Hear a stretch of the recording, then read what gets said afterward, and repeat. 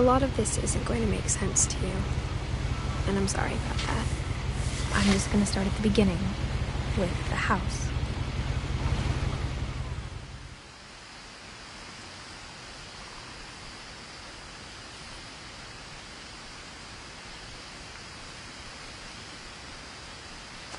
Someone had put up a chain link fence, but it looked like I wasn't the first person to hop it.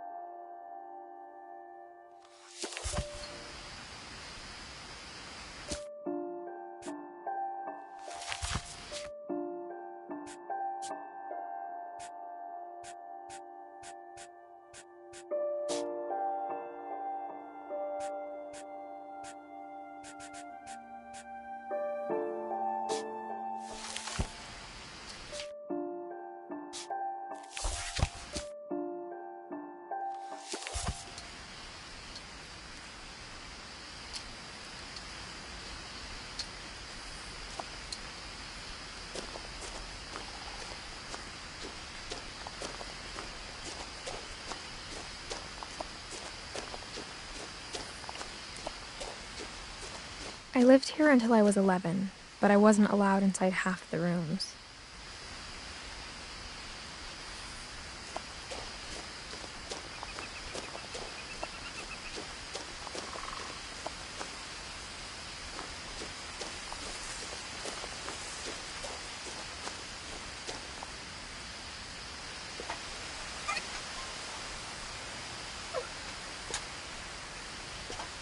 Inside the mailbox were bills from 7 years ago, marked urgent, open immediately.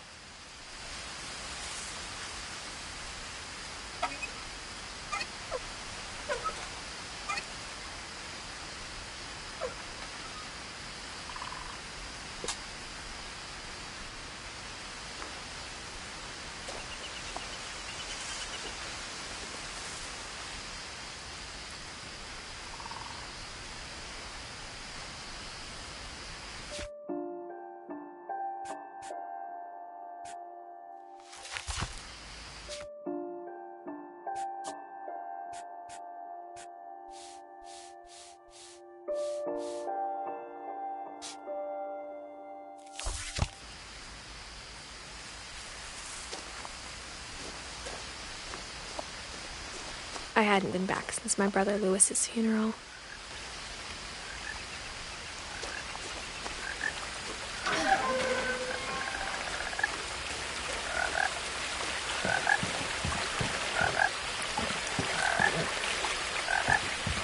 In her will, my mother left me a key, but didn't tell me what it unlocked.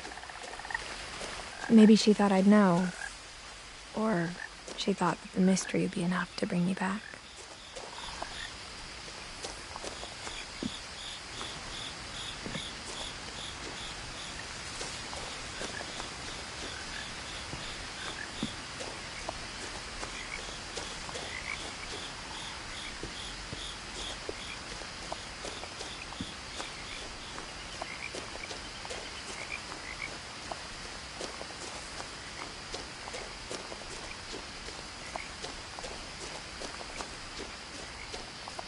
No one had driven this way in a long time, but I saw a few hoof prints.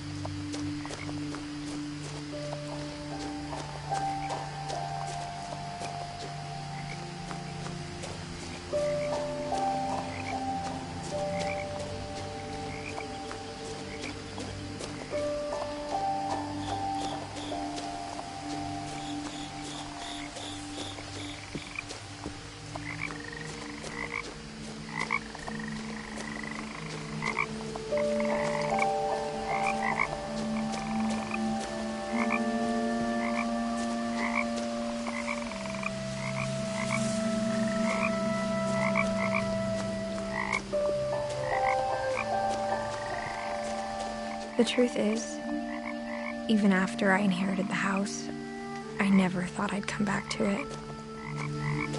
But now I had questions about my family that only the house knew the answers to.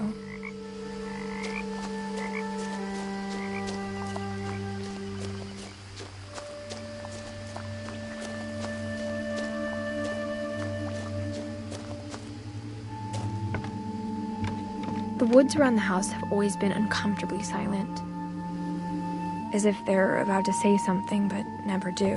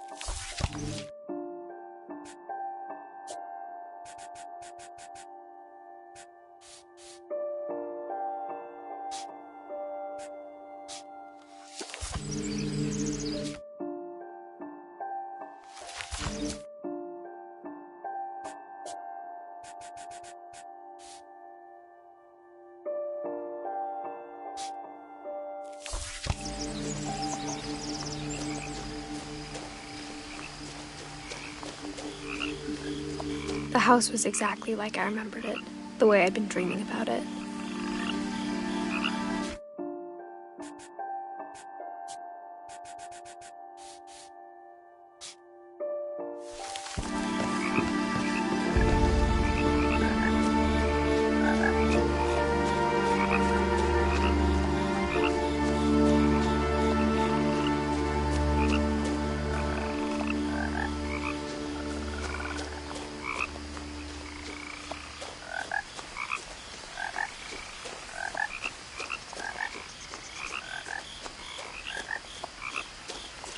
As a child, the house made me uncomfortable in a way I couldn't put into words. Now, as a 17-year-old, I knew exactly what those words were. I was afraid of the house.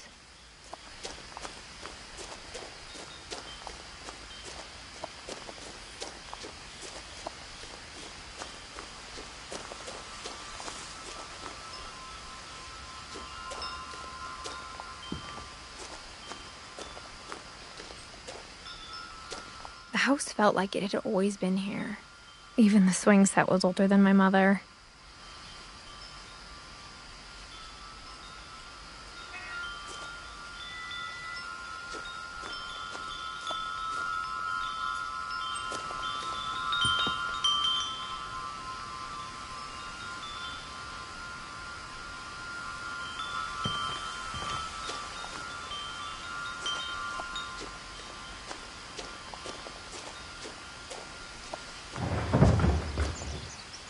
I heard something moving around in the garage.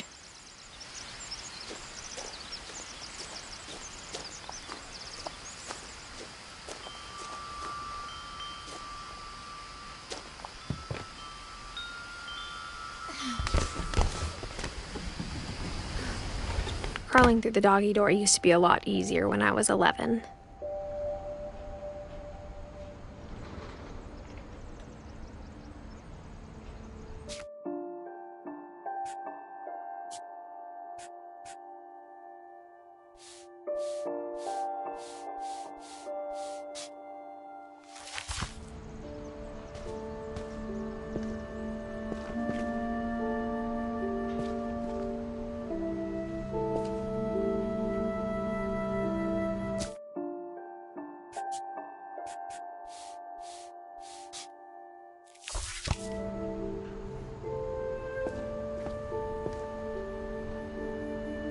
The power had been turned off the night we left.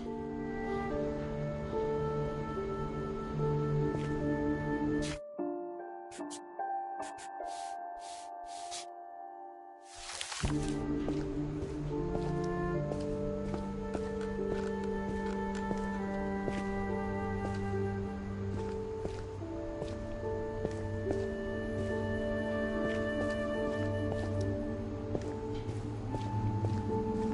the first time in years,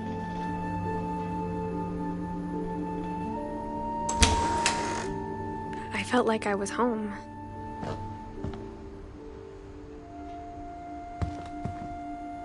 But instead of a family, there were just memories of one.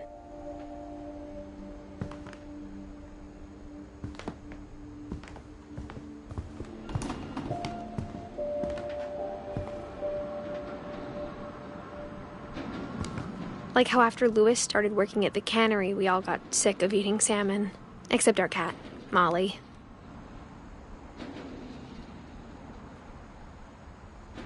Or how only one restaurant would deliver to our house, so we had Chinese a lot.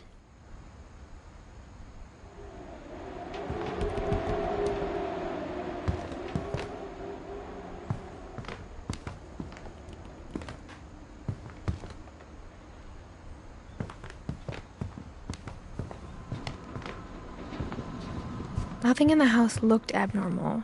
There was just too much of it, like a smile with too many teeth.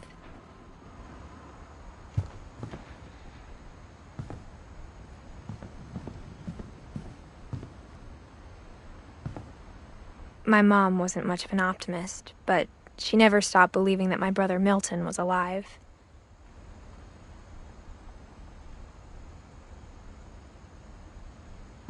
A lot of things got left behind in the whirlwind of that last night.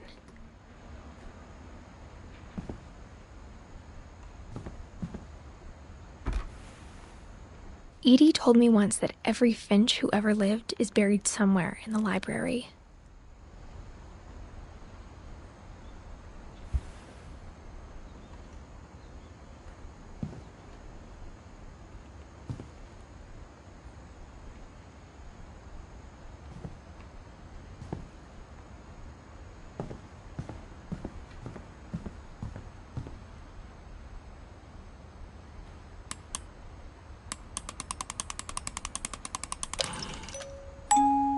Great-Grandpa Sven built a music box for Barbara, along with the rest of the house.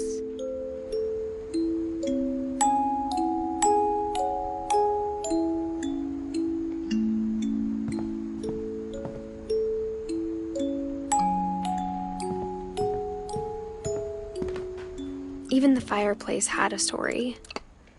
Edie told me the bricks came from the original house, after it sank.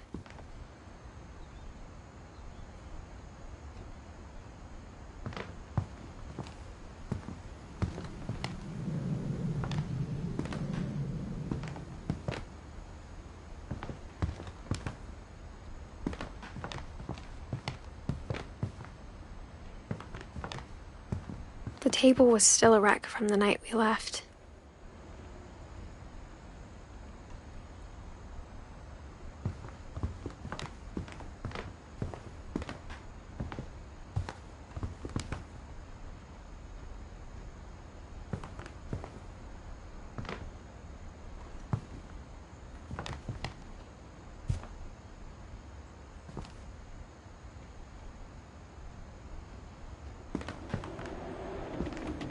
My mom was the only one of us who could imagine Great-Grandma Edie living in a nursing home. It was like a bomb had gone off, killing everyone but sparing the furniture.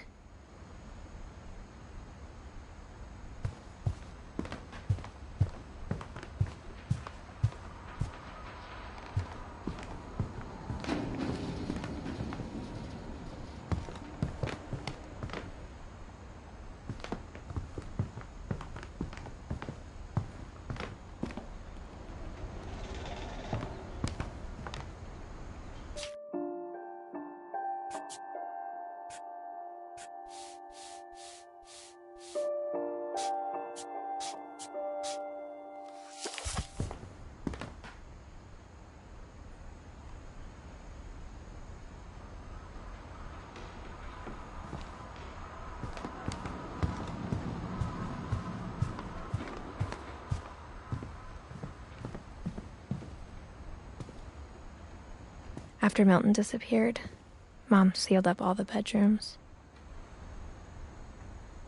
Then Edie retaliated and drilled peepholes.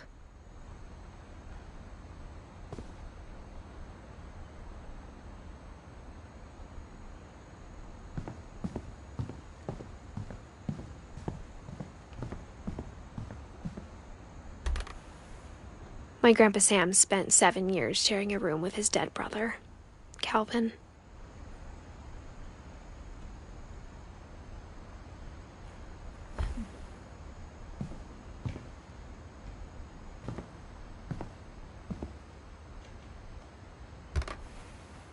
As a kid, I just assumed every house had peepholes and sealed rooms you weren't allowed inside of.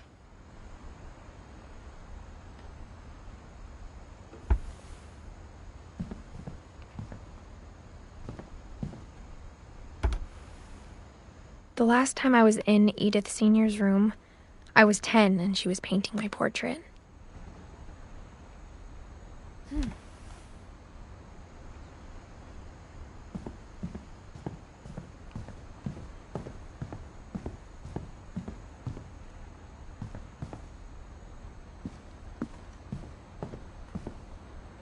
Edie's father, Odin, built the original house.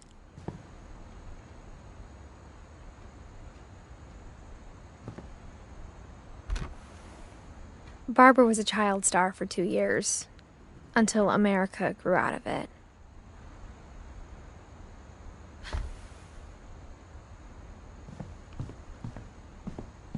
Whenever people ask me about my family, the first thing they always want to know about is Barbara.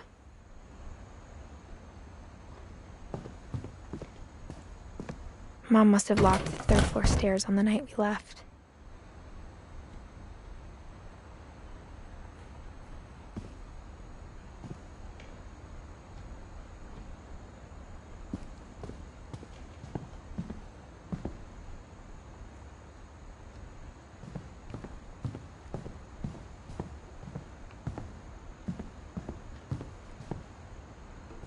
I spent a lot of time playing in Great Uncle Walter's room. I think my mom sometimes regretted not sealing it up. Lewis told me there were secret passages, but I never believed him.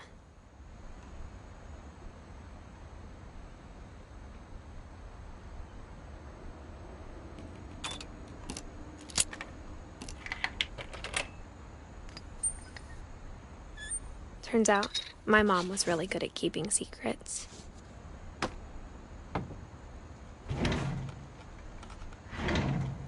Now it was time to find out what my mom had been afraid of.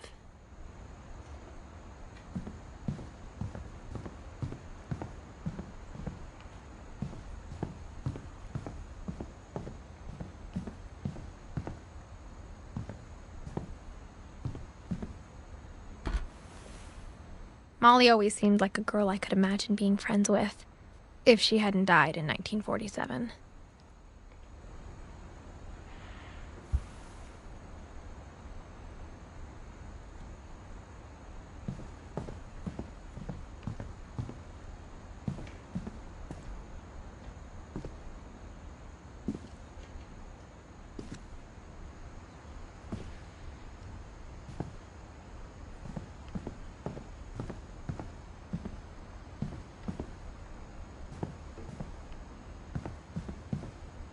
Mom always told me to stay out of the basement, so I wasn't too surprised when the key didn't fit.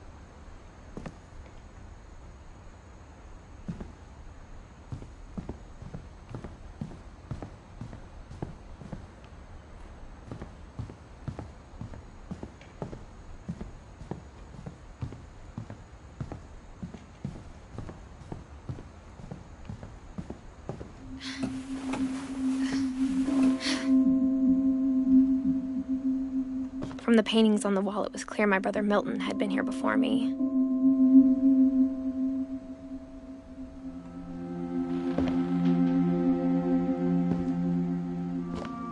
Reading this, maybe it sounds like I had a plan.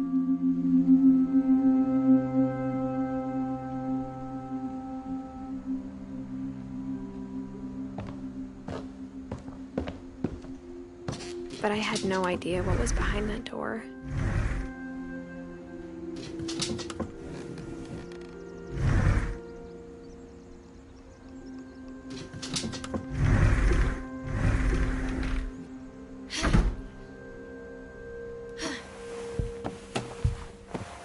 Just like I had no idea where all this was gonna lead.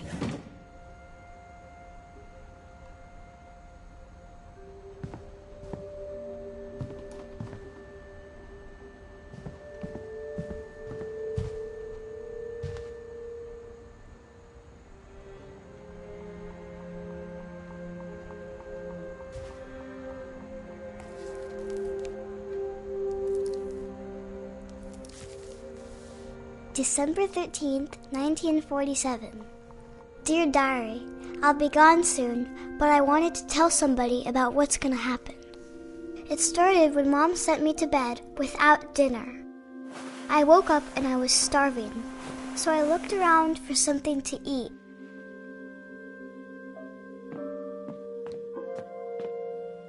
The gerbil food was dry, but I didn't mind it.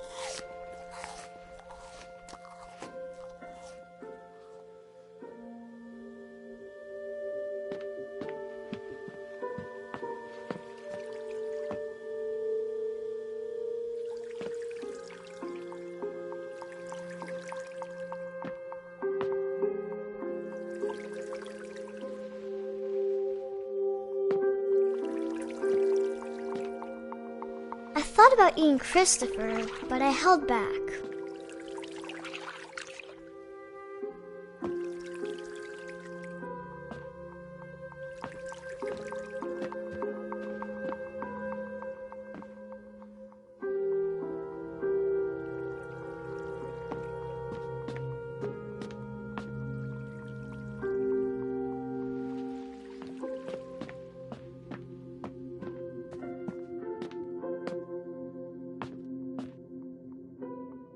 My Halloween candy was all gone.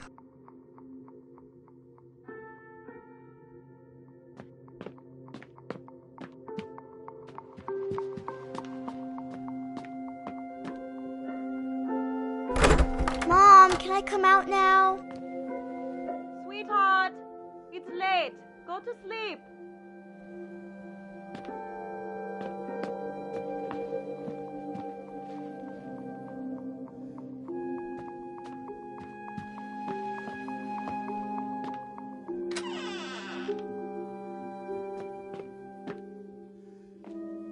I kept eating and eating.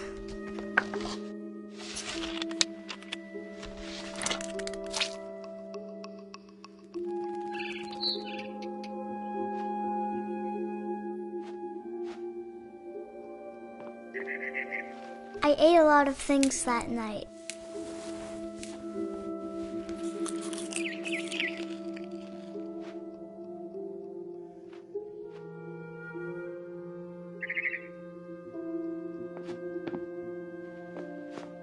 Then I heard chirping outside my window.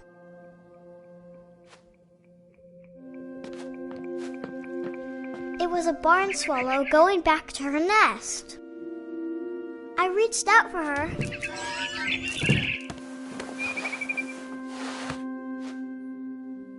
And suddenly, I was a cat.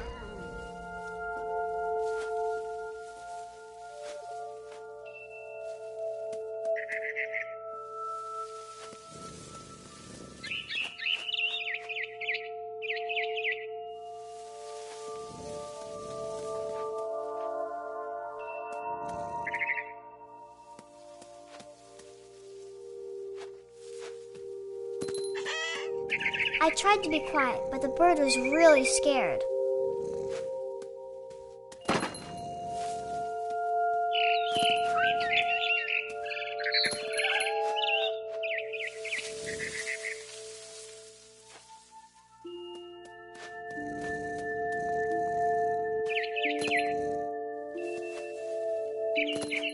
Mom and Dad didn't even look at me.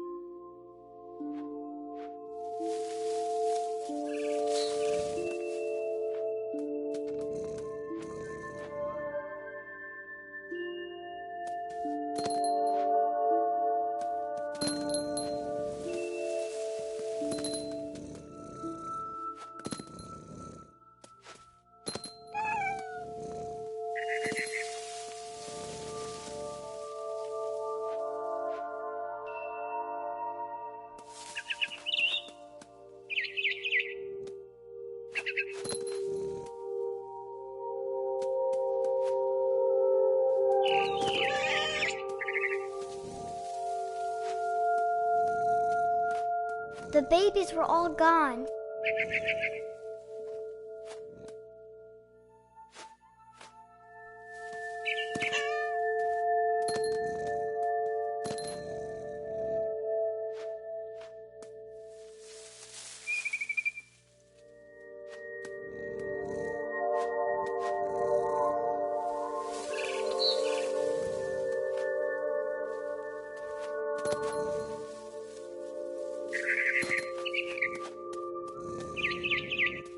I jumped and I almost got her.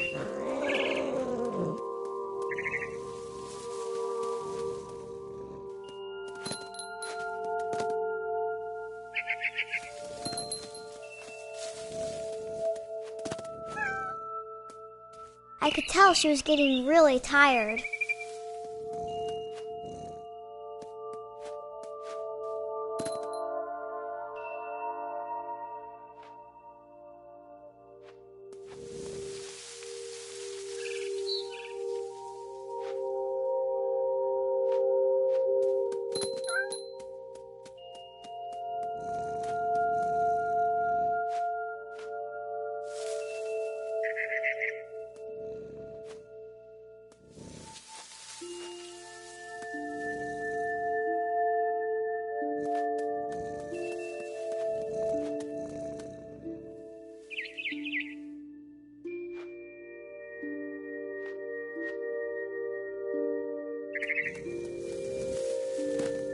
Now I was up in the big tree.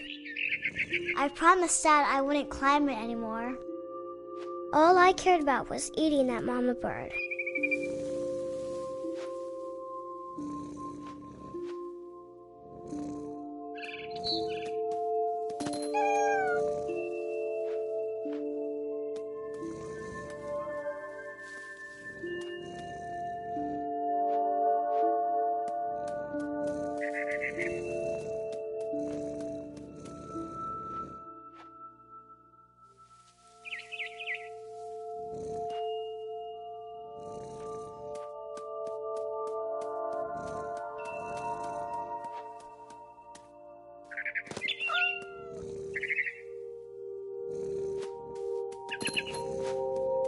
I gobbled her up. And suddenly, I was an owl. First, all I heard was the wind. Then I heard little teeth nibbling in the grass.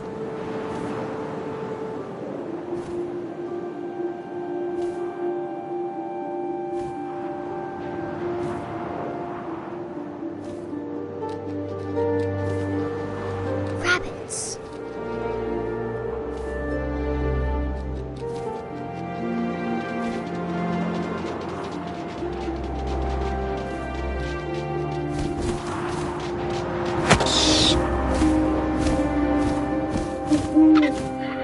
His face looking up and seeing mine through my talons. I swallowed him up, and I didn't chew one bit.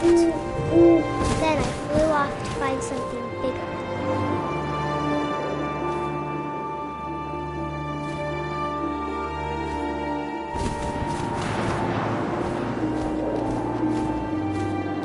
A mama rabbit.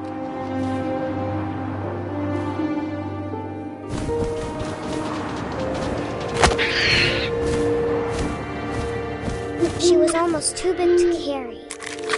I started choking, but I couldn't stop eating.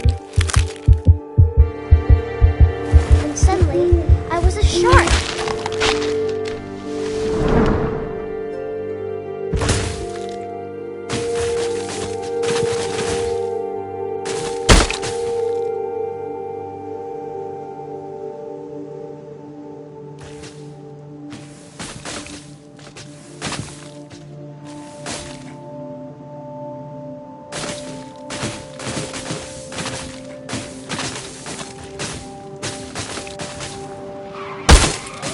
I rolled off the cliff and into the ocean.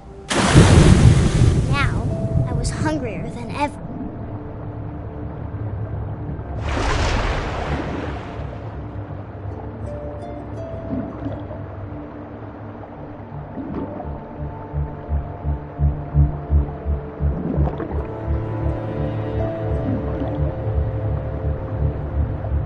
I wanted fat, juicy seals.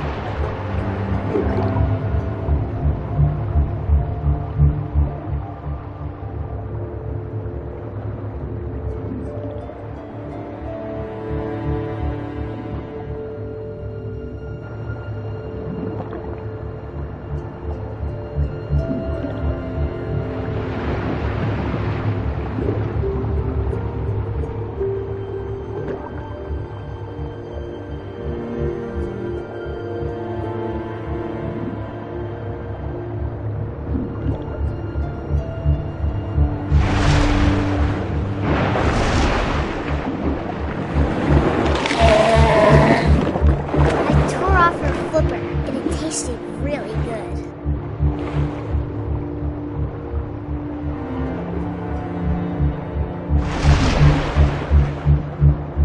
I grabbed on tight, but I was so hungry, I jumped out of the water.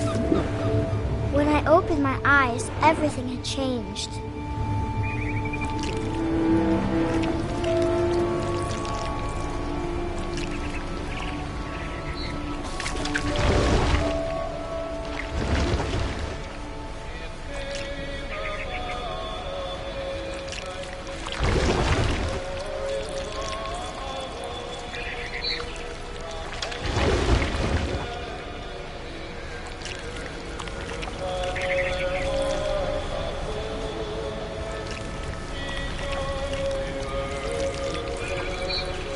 Now I was a monster, and I smelled people everywhere.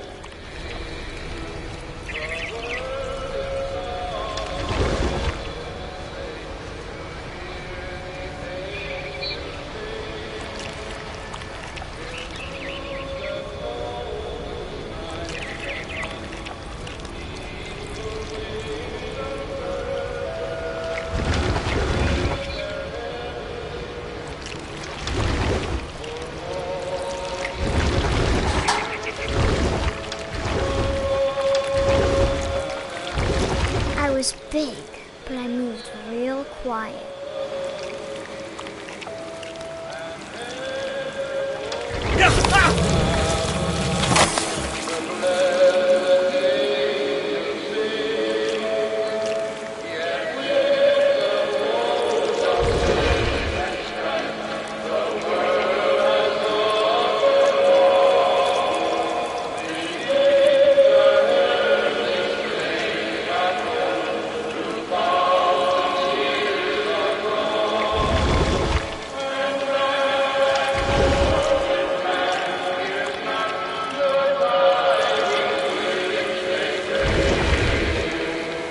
I wanted to stop, but also I didn't.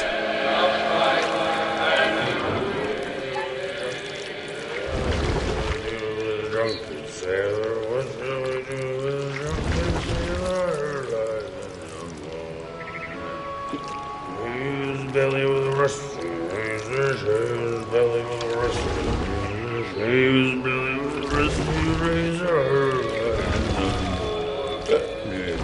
What shall we do with a drunken sailor? What shall we do with a drunken sailor? What shall we do with a drunken sailor? And the captain saw her, with the captain.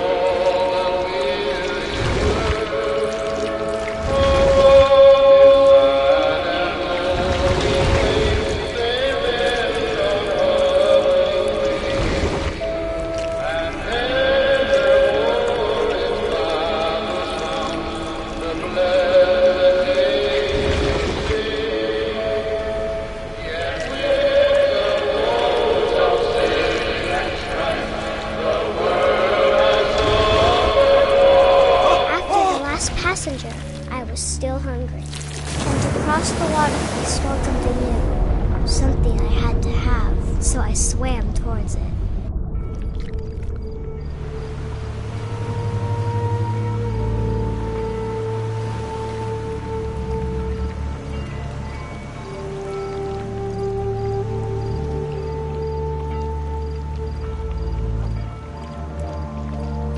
I slithered onto the sand, and the good smell went into an old pipe.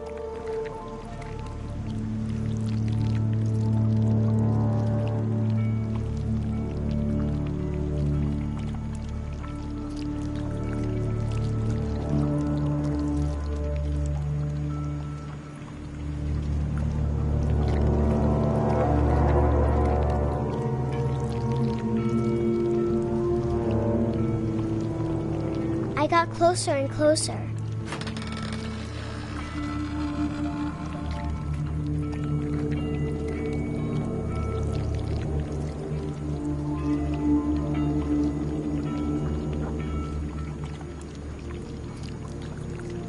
All of my stomach started growling. And suddenly, I was me again. I held my breath for a long time, but I couldn't hear anything. I think it's waiting for me to fall asleep. But it's not going to wait much longer. It needs to feed, and we both know I will be delicious.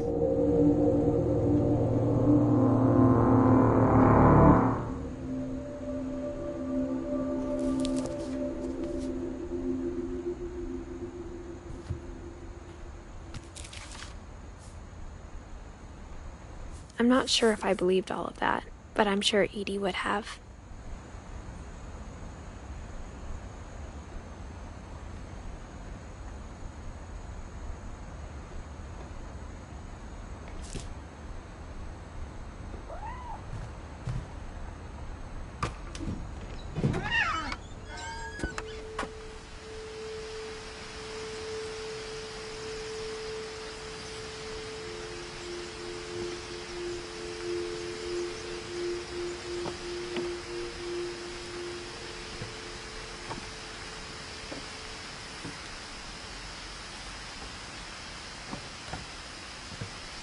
This will be obvious later, but my mom never told me any of these stories. Edie would have, but Mom didn't like bringing up the past. Though, when we adopted a stray kitten, she was the one who named it Molly.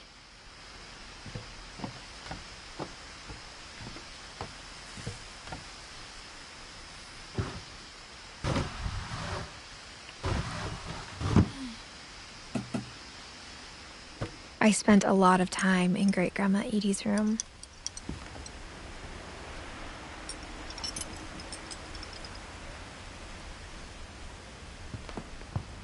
We got along, and it was a good place to hide from my mom.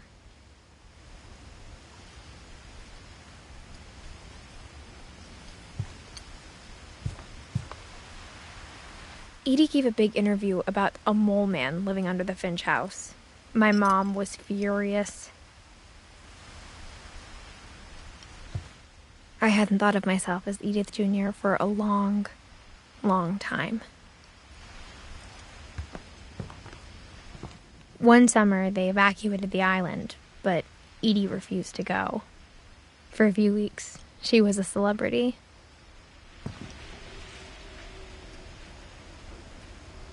When Edie told people Sven was killed by a dragon, she could also have said he was building a dragon-shaped slide that collapsed. She could have, but she didn't.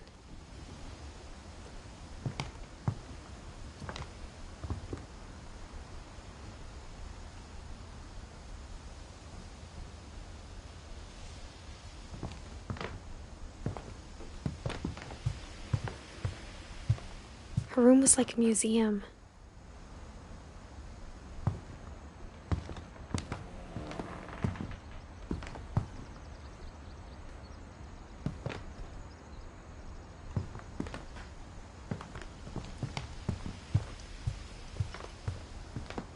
Even in her 90s, sometimes Edie seemed a lot younger than my mother.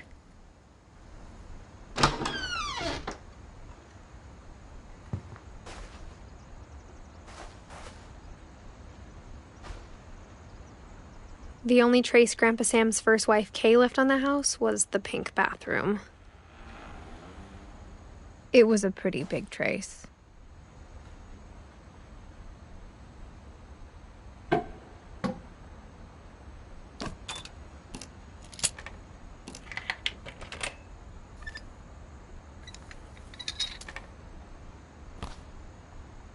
There's a secret in this bathroom. It's in the last place you would look. It isn't in the cupboard.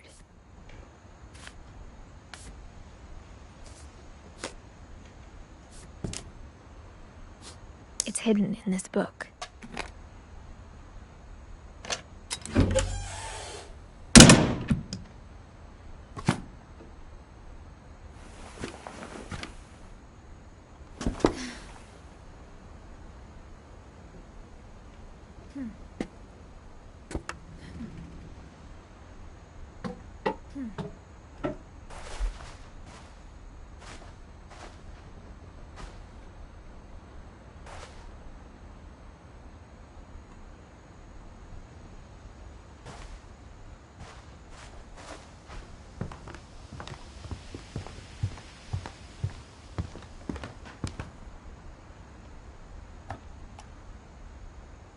For 500 years, the Finches have been famous throughout Norway for their fortune and misfortune.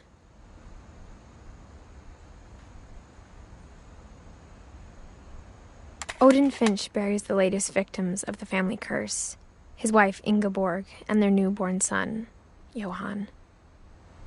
On January 7th, 1937, he set sail with his family and his house, hoping to leave. But 40-foot waves off the coast of Washington send the house and Odin's daughter Edie, with husband Sven and baby Molly, step ashore on their new home. Odin Finch is the first to be buried in the new family cemetery. His daughter Edie is already dreaming of a new Finch house.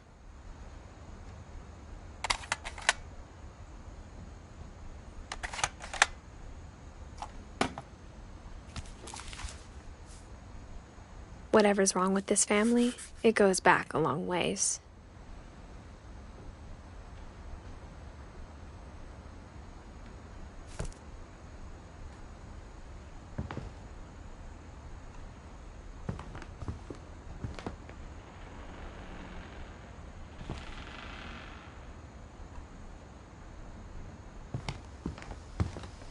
Edie knit me a new pair of gloves every year, just in time to replace the old ones.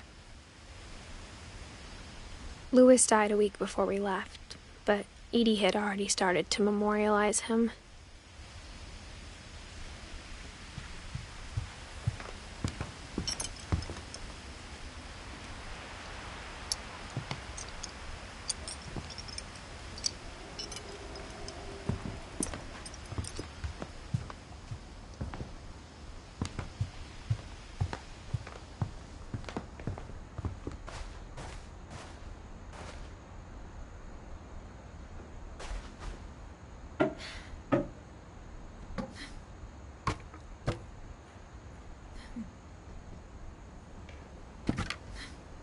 Sven gave Sam an old camera he'd refurbished. He never put it down.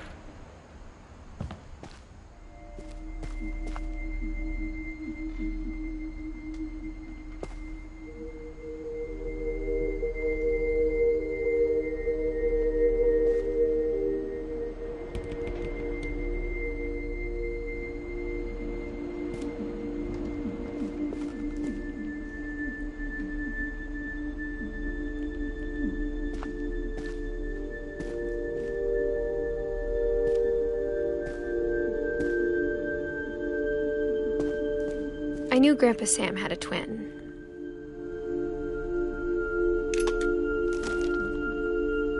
and that he never talked about him.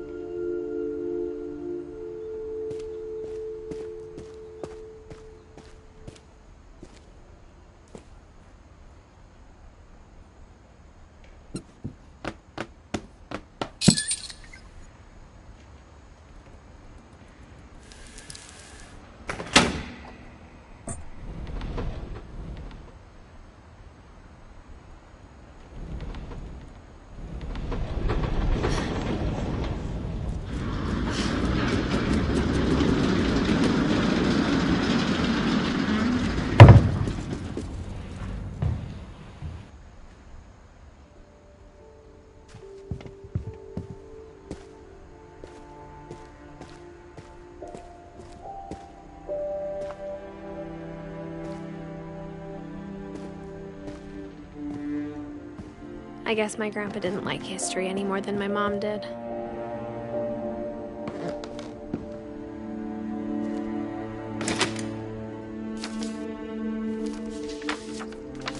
How I Want to Remember My Brother by Sam Finch. The thing I remember is that when he made up his mind, that was it.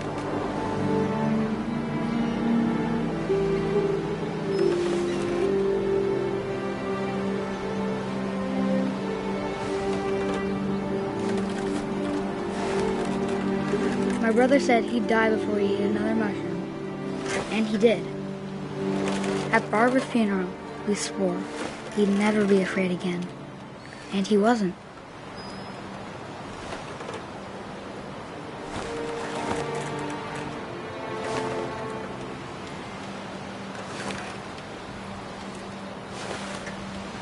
I think Calvin always wanted to fly.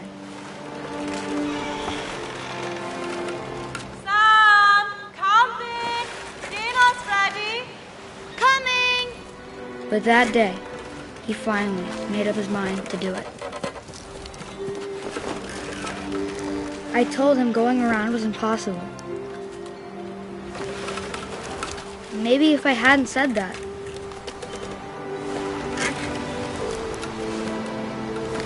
Alvin, I'm not gonna tell you again. Maybe if the wind hadn't picked up, then maybe he'd still be here. But I doubt it. I think he'd already made up his mind. That's what I want to remember about my brother.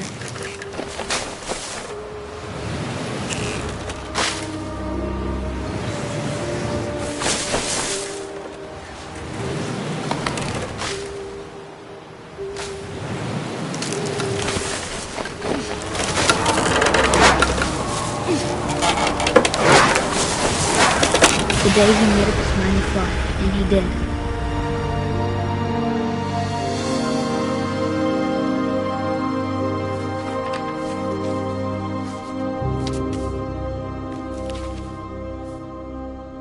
Calvin's story felt strangely familiar. When I was younger, I remember trying to do the exact same thing.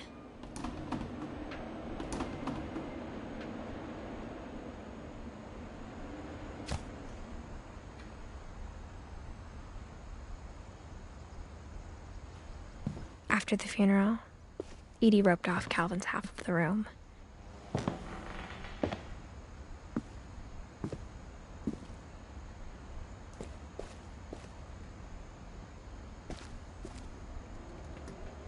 Mom said Grandpa Sam enlisted at 18 and never set foot in the room again.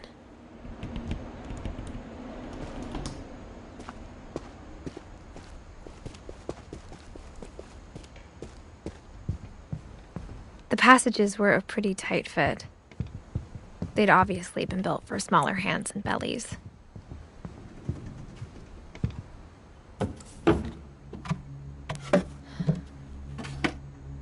Growing up, I always thought of Barbara as a child star.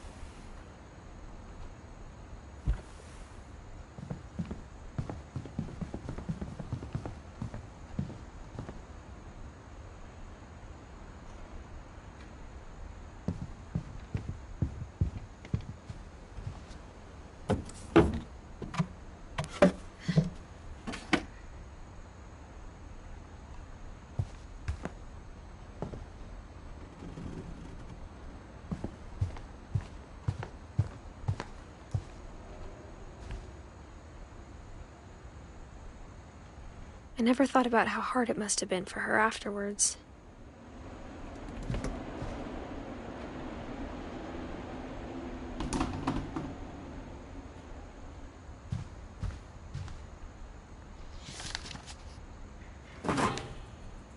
Of all the stories people wrote about Barbara's death, I'm surprised Edie saved this one.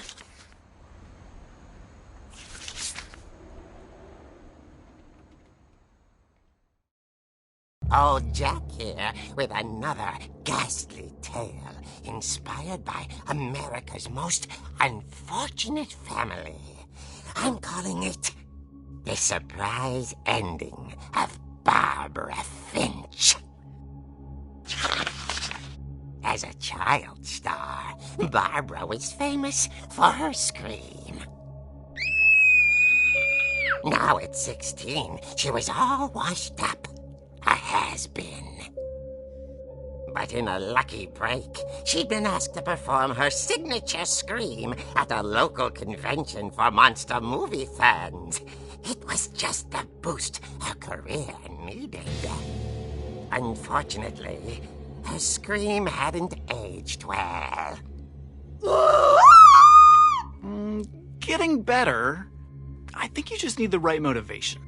Her biggest fan and current boyfriend, Rick, was about to demonstrate when...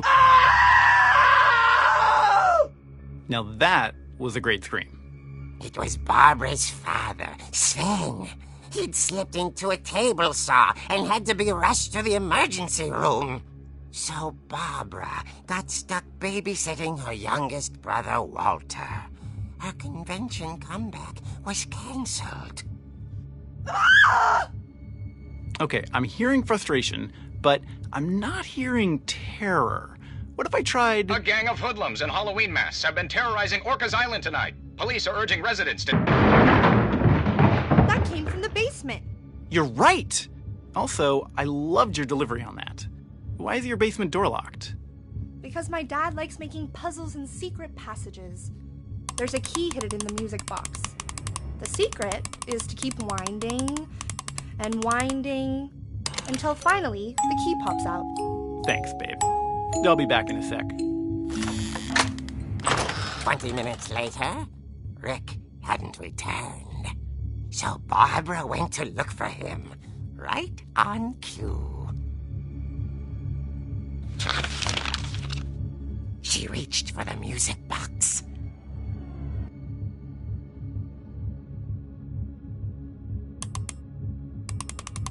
And as she wound the key, she listened for Rick, but the house was silent.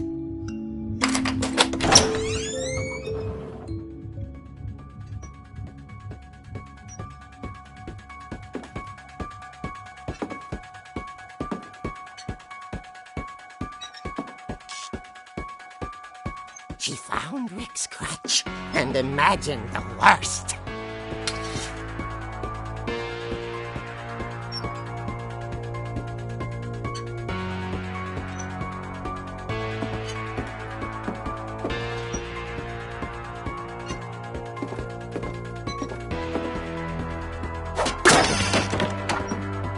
Leader is the infamous Hookman killer, Dr. Carl Hamill, who impaled and then ate his family 10 years ago tonight.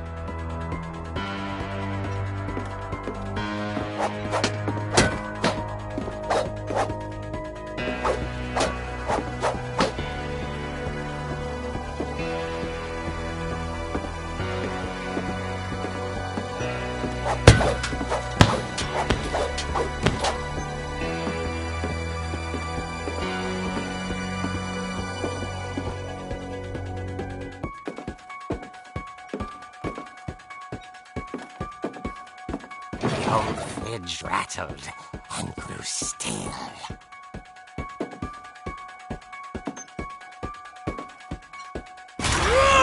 Oh dear!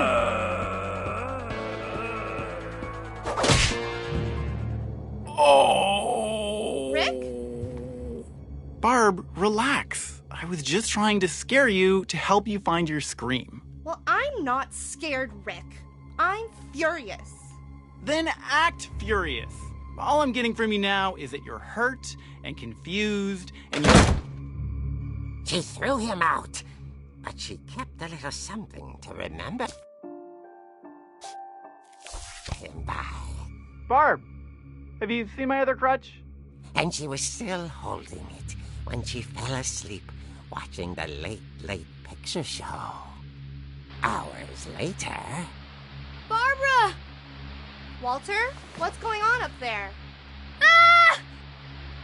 Okay, I'm coming up, but if this is a trick, you're dead, Walter.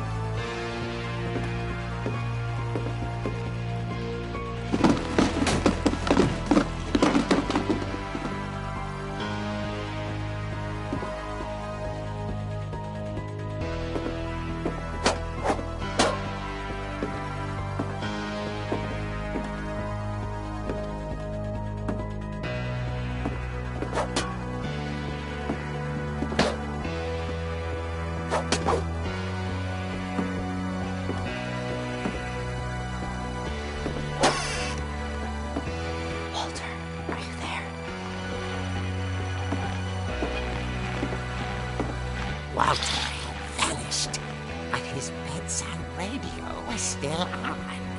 Orcas Island police described the man as 6 feet tall, with a steel hook for a hand.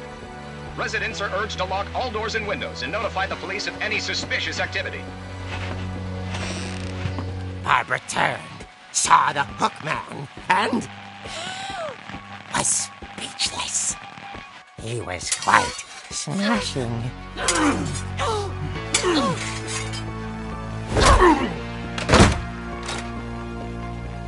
he was. He couldn't get enough of Barbara. Okay, Barbara, there's gotta be another way out of here.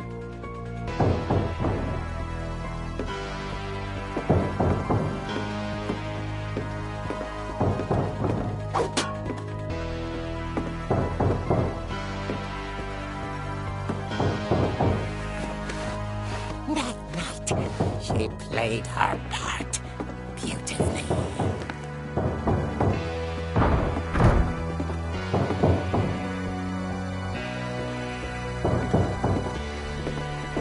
Ollie's door hadn't been opened in years. The hinges groaned.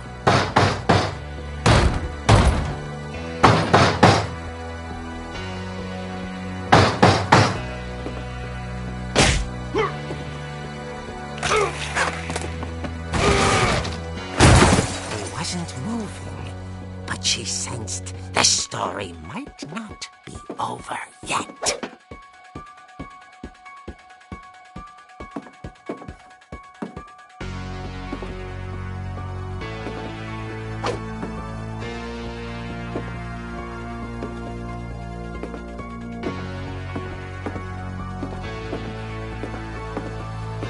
The hookman had vanished. She listened for his breathing, but all she heard was...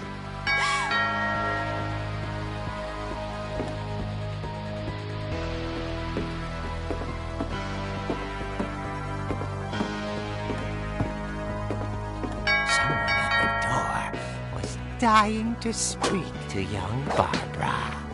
At the door, she heard whispering.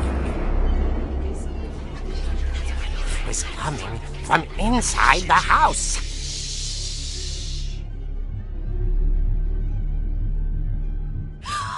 Oh dear. The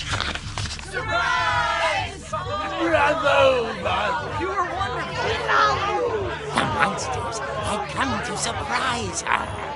For Barbara, it was a dream come true. Then she saw what kind of monsters they were, and she realized what was about to happen. She was going to be famous.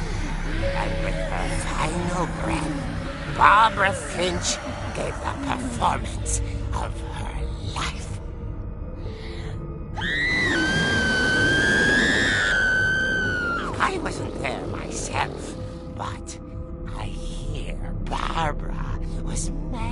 magnificent. Poor girl. She had a taste for stardom. But unfortunately, so did her fans.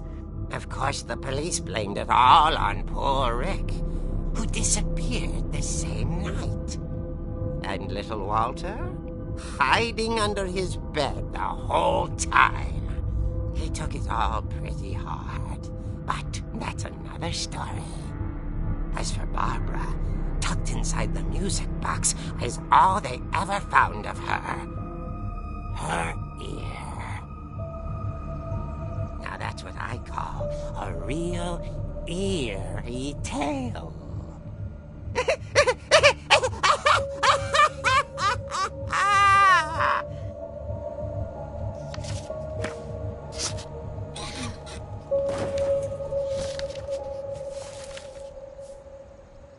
Edie told me all Barbara wanted was to be remembered, as absurd as that comic was. Maybe what Edie saw was a happy ending.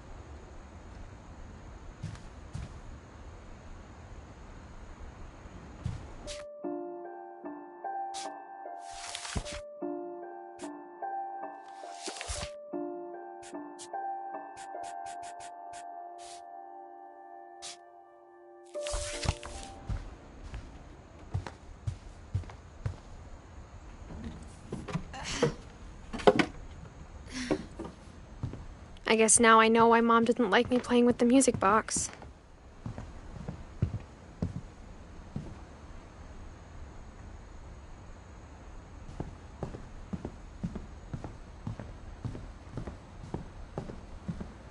It's funny.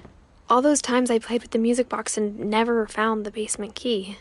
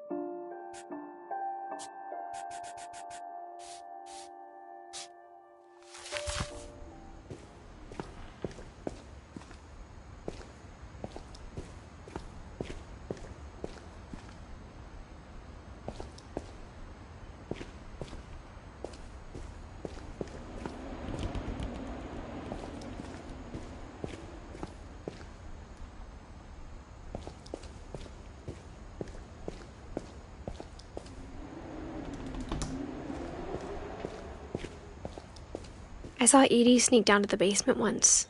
carrying packages.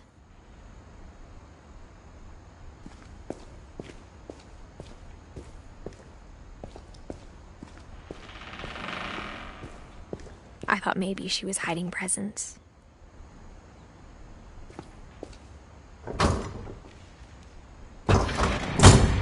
It turned out she was hiding a lot more than that.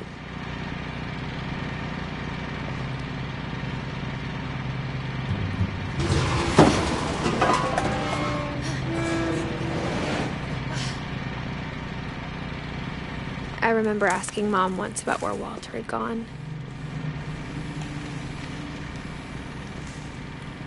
She said after Barbara died, he got as far away as he could.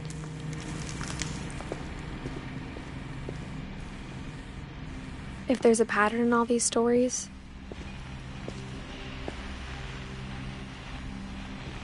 I think it's that none of us has gotten very far.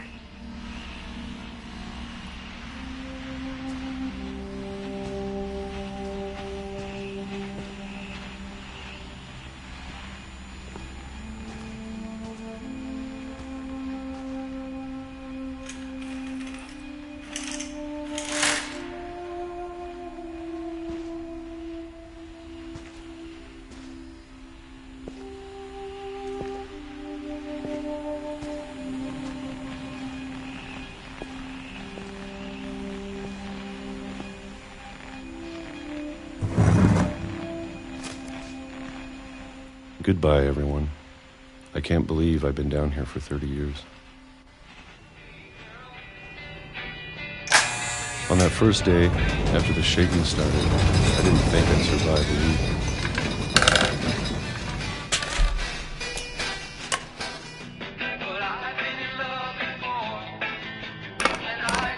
But after a few days, I settled into a routine. That's what kept me sane.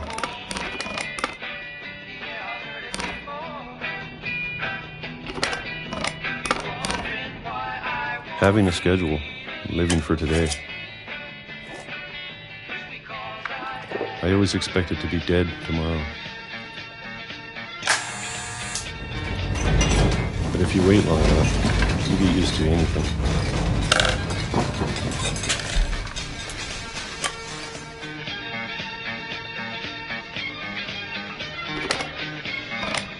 Even a monster on the other side of the door starts to feel normal.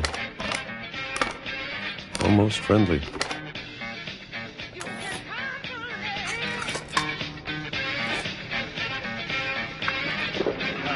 And then one day, everything just stopped. Whatever that thing was, it was gone. Maybe it got tired of waiting. Or maybe I just got tired of being afraid.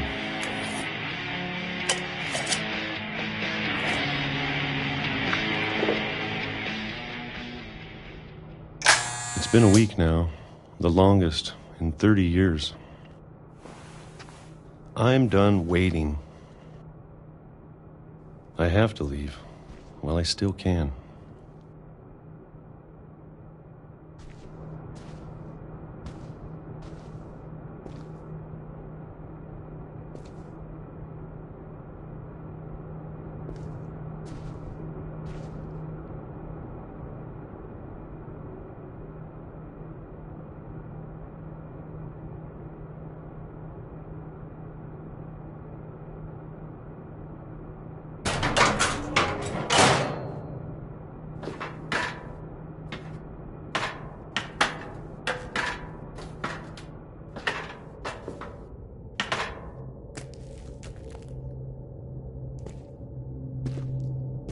I know it's out there, somewhere.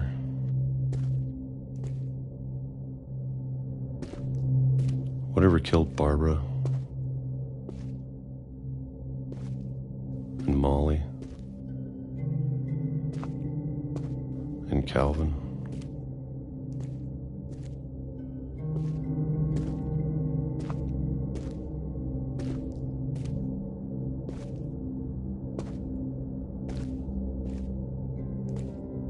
Maybe this is all a mistake.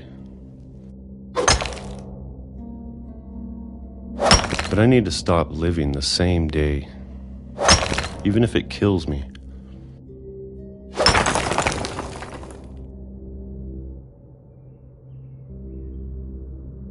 Whatever's out there, I want you to know I'm ready for it.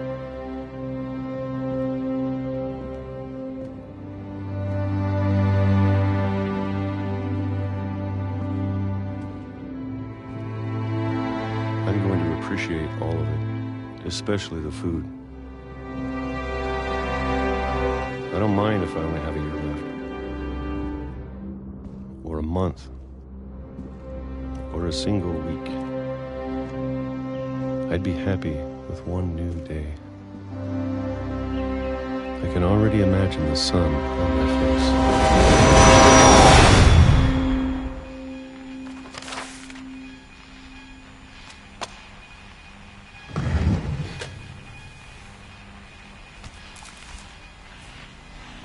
Walter died when I was 6.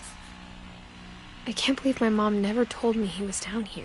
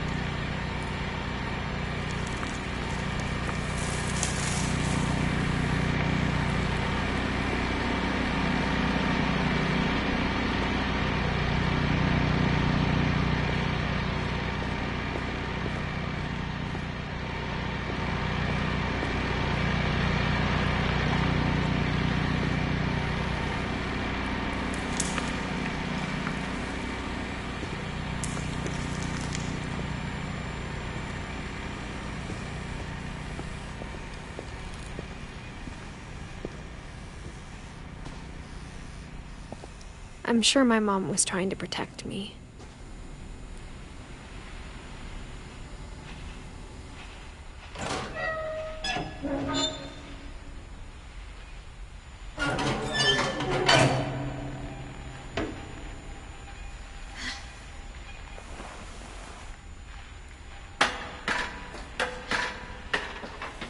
Maybe she was afraid I'd end up like Walter. But if she never told me about an uncle under the house, I can only imagine what else she was hiding.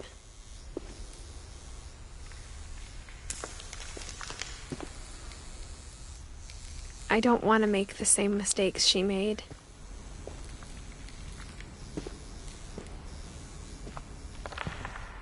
Trying to bury something that's still alive.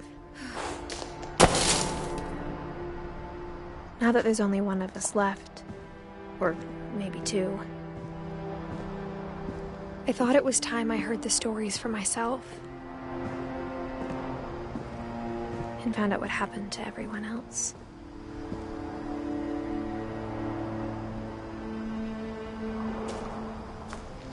But now I'm worried the stories themselves might be the problem. Maybe we believed so much in a family curse, we made it real.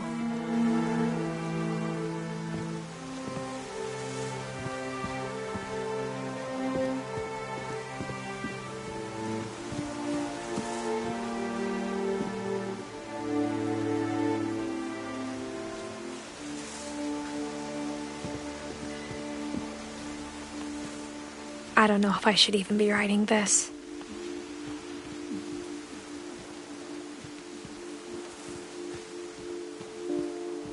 Maybe it'd be better if all this just died with me.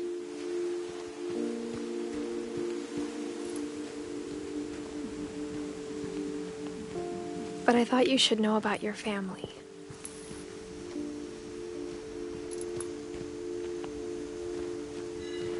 And the history you're a part of.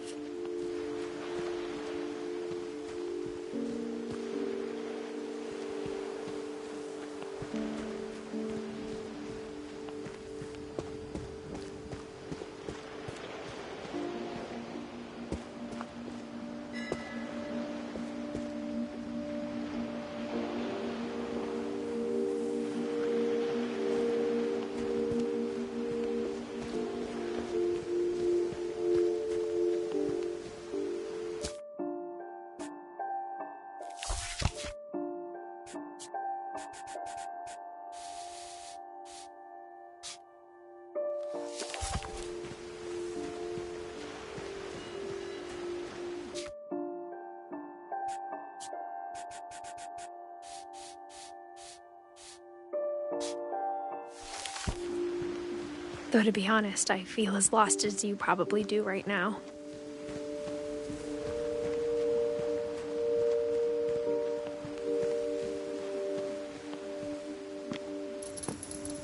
I think the people in these stories believed them, for what that's worth.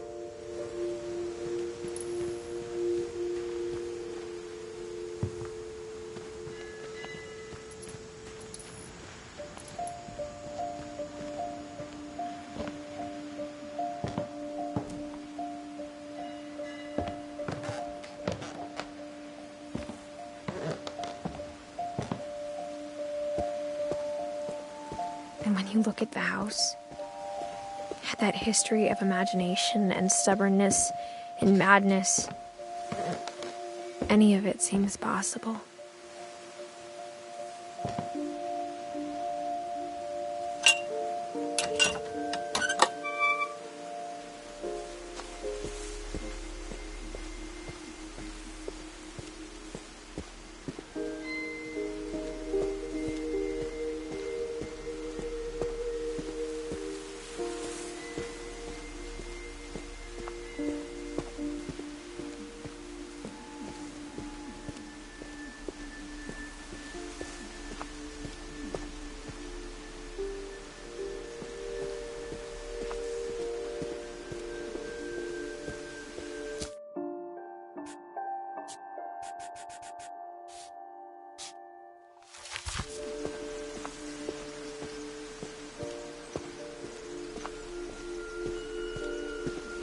I think we've been surrounded by death for so long, we've just gotten used to it.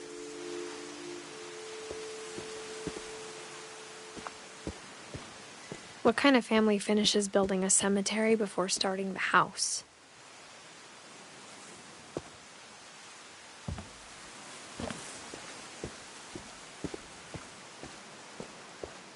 It's embarrassing for me to admit this, but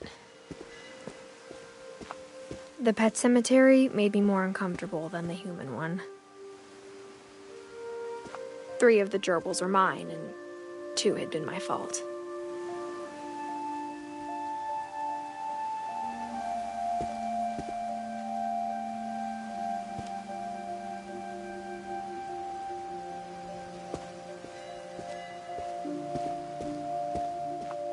Sven built the house, but it was Edie who designed the cemetery.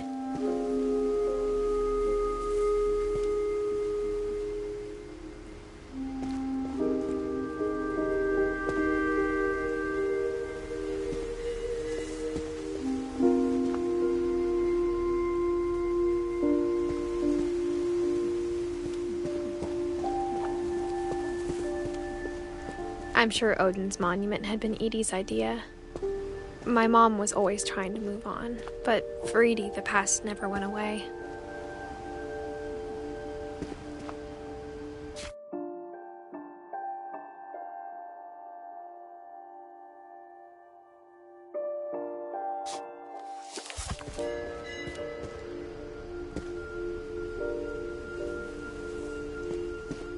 She could see it poking out of the water at low tide.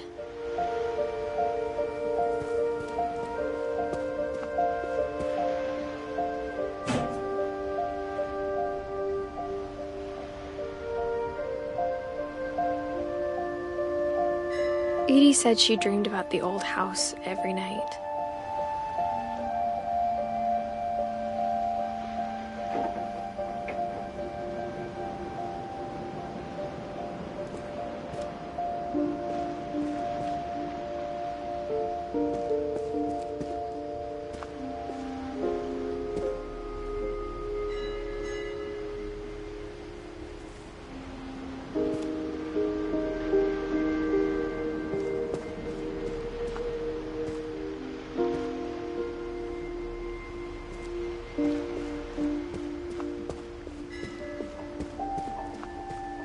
Edie's side was always easier for me to understand.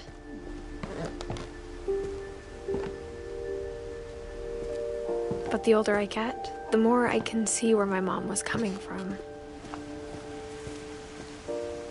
Her dad had been pretty strict, but it wasn't enough to save her brothers. She was just trying to do better,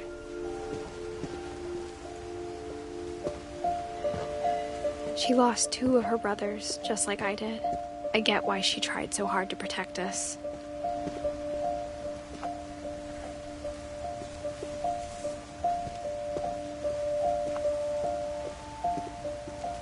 There's so many things I wish I could ask my mom now. Part of me thinks this is what she wanted all along. For me to come back someday and find everything out for myself.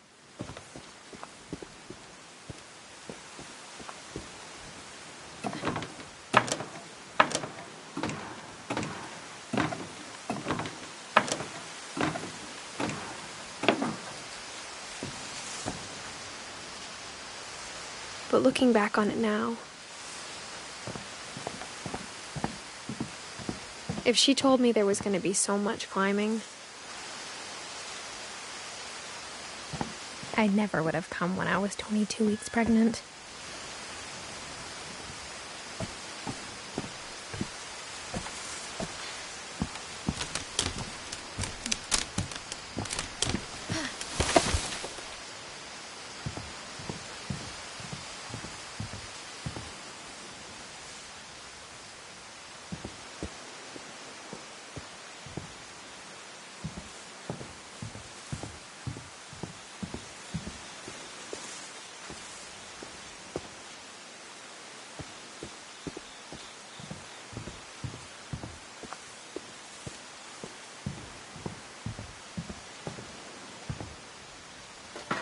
I never met Grandpa Sam, but I think he and my mom had a lot in common.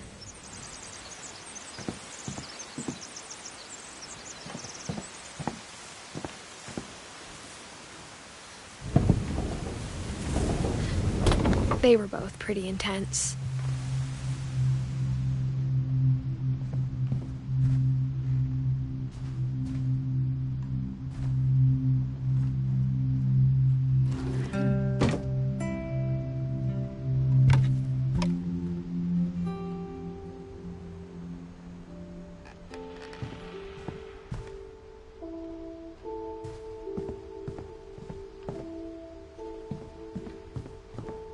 Instead of hiding from death, Sam seemed to go out of his way to meet it.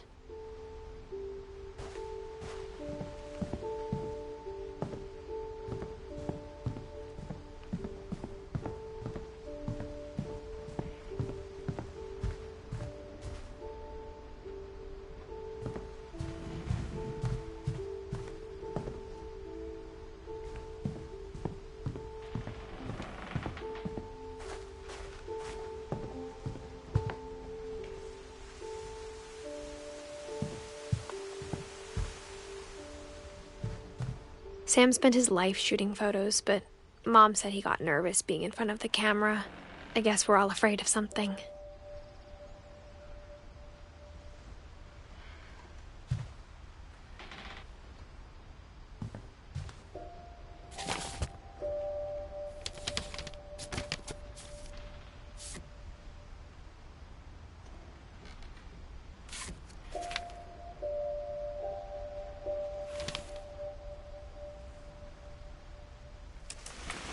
Dawn, I promise, you'll never forget this weekend.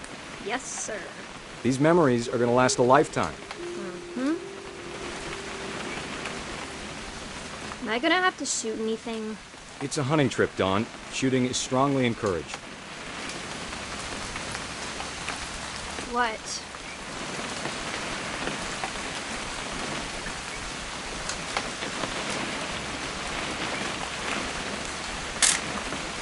Shouldn't we be leaving?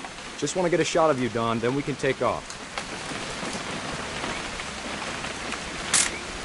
Perfect. It's gonna rain the whole weekend, isn't it? Please just take the damn picture. Hey, language. I will never forget this weekend, Dad. That's the spirit. Okay, got it. I'm gonna take some pictures, okay? Just be careful. That camera's older than you are.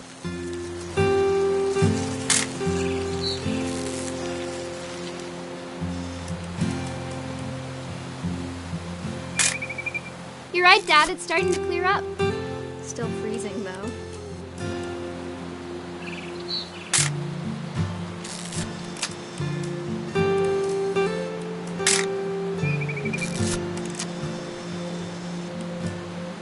I should not have drunk all that coffee. Hold still while I take a picture of you. Hi, Day! That's a keeper. Nothing quite like being outside. I'm just saying, I'm not always gonna be here, Dawn. You'll need to remember this stuff, if you want to survive. I'll be fine, Dad. You know who else thought he was gonna be fine? Some guy who died. Dawn, I'm being serious. I know, Dad. You're always serious. Doesn't being out here make you want to chill out? Well, to tell you the truth, I haven't been out here in 20 years.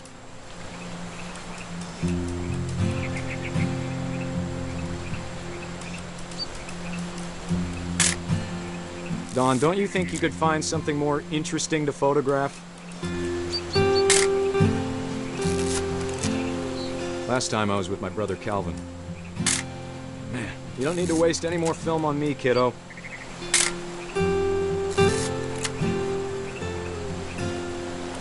Your grandpa's Fen taught us how to fish, how to build a fire. We found an old logging trail. There were deer everywhere.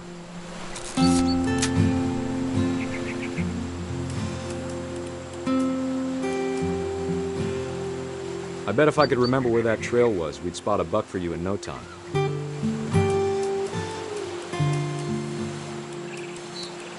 Dad! Good eyes, Dawn.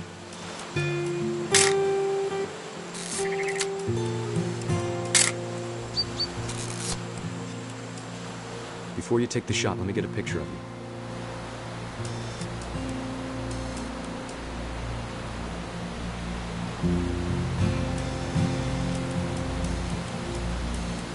Dad, I...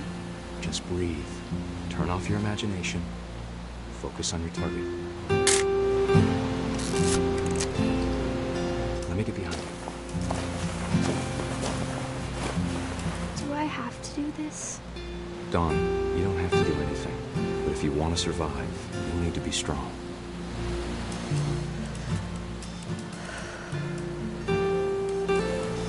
Now keep yourself squared up, elbows down, like we practiced.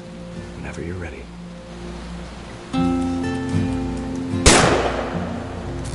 Great shot, Dawn!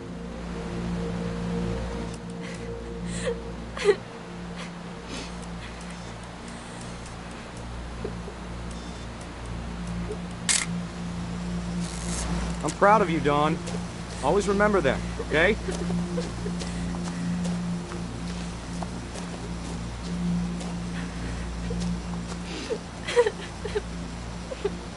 Sorry, Dawn. Just gotta reset the timer.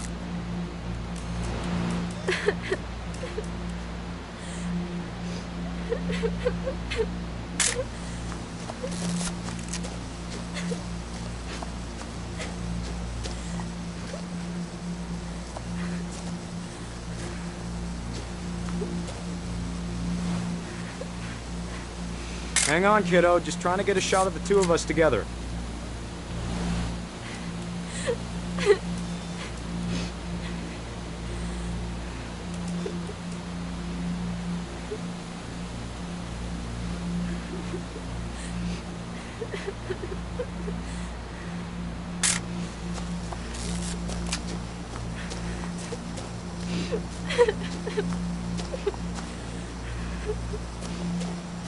Dad, it's twitching. I think That's it's totally normal, Dawn. Just focus on the camera. Try not to think about... Dad!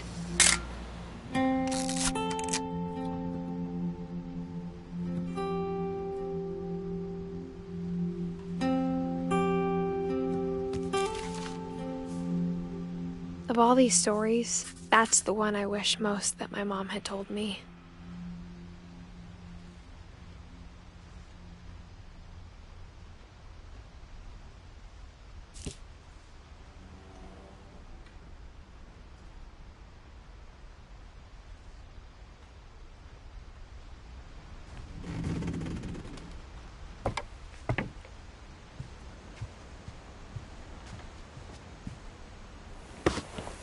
After Sam died, my mom and Edie got really close. They'd both lost a lot.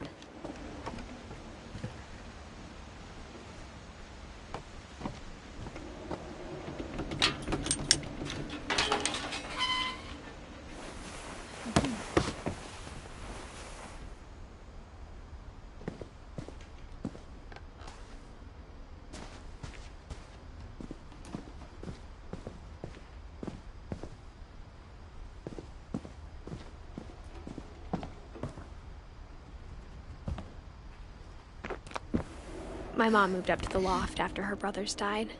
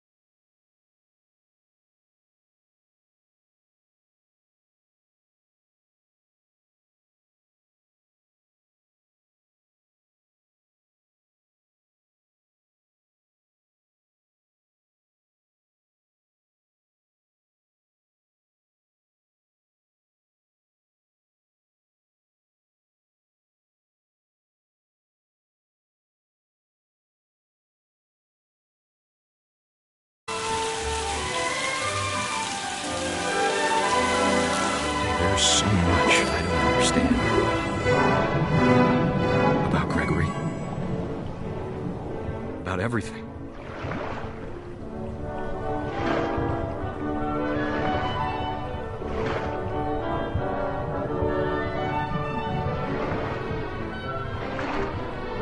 But I know what happened wasn't your fault.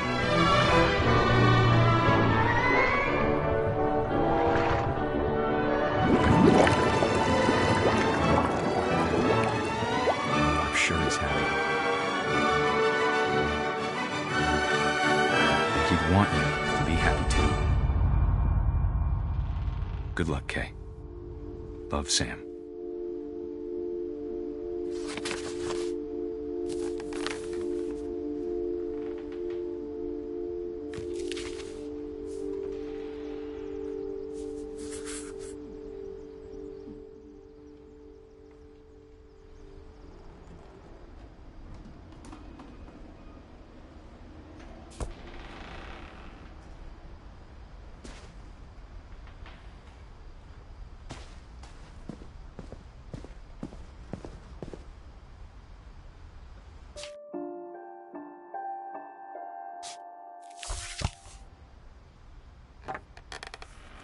A poem for Gus, who always said the wedding was a bad idea.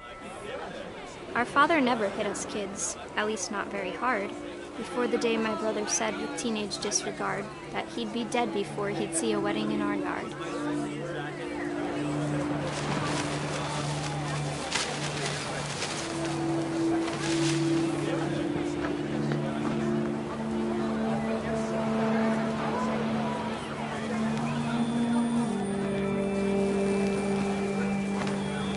My father made him come, of course, but Gus stood far apart, just flew his kite and bottled up the storm inside his heart.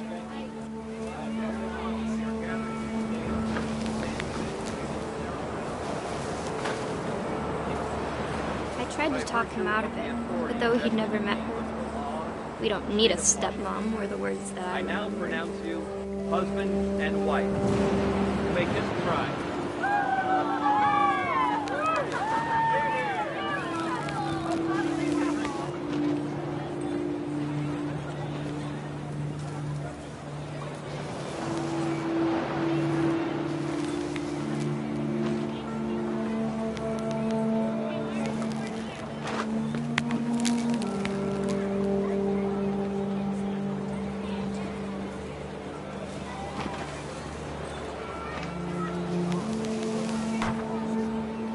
When the time for photos came, Dad ordered him to Come here.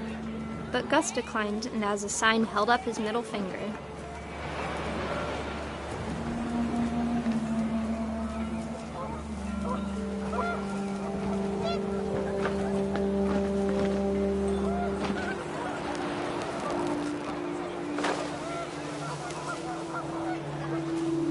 The wind picked up and panicked geese appeared and quickly went. But all the humans did that day was go inside the tent.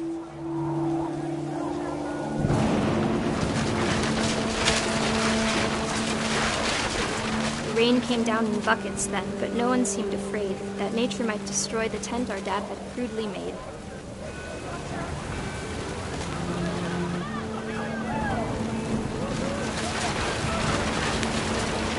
The thunder sounded much too close and full of angry power. But all my father said to this was, "Make the music louder."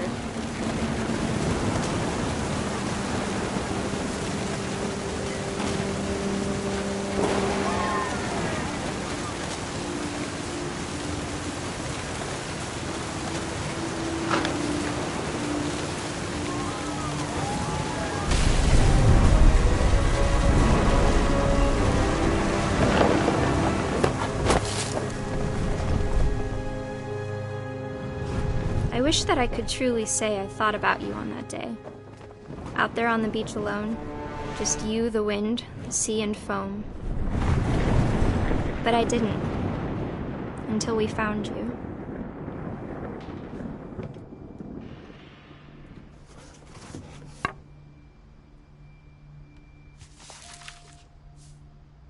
She never talked about him, but Mom told me once if I was a boy, they were going to name me Gus.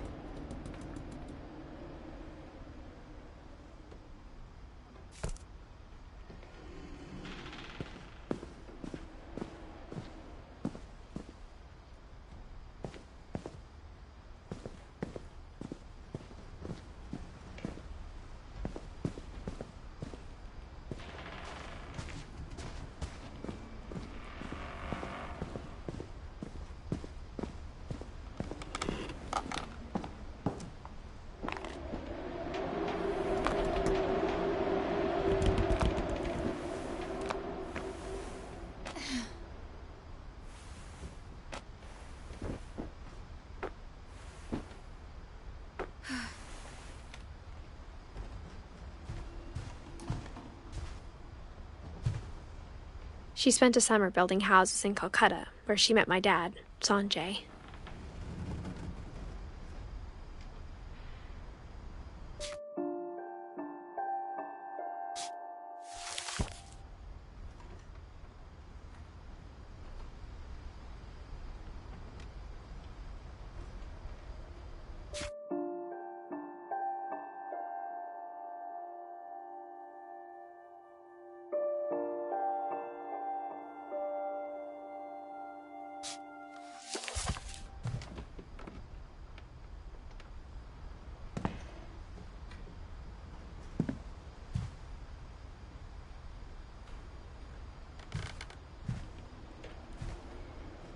Religion was another thing my mom never talked about, but I think it helped her a lot after her dad died.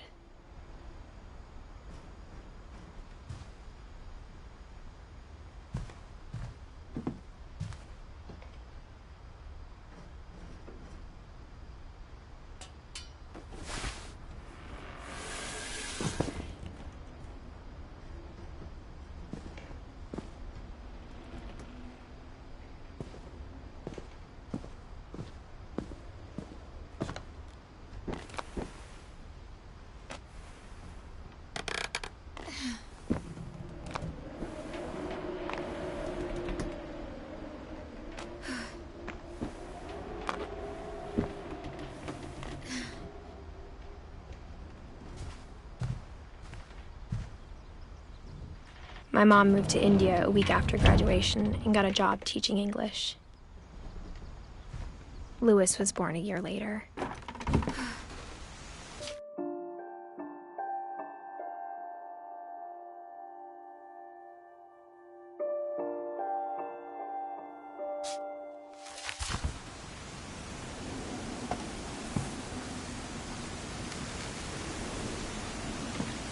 When my dad died, I don't think Mom knew where else to go. I'm sure Edie was happy to have her back. And to see kids in the house again.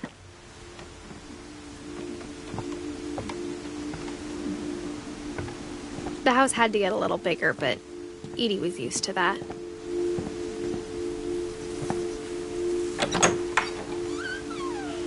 And for a while, things were good. Almost normal. But it didn't last.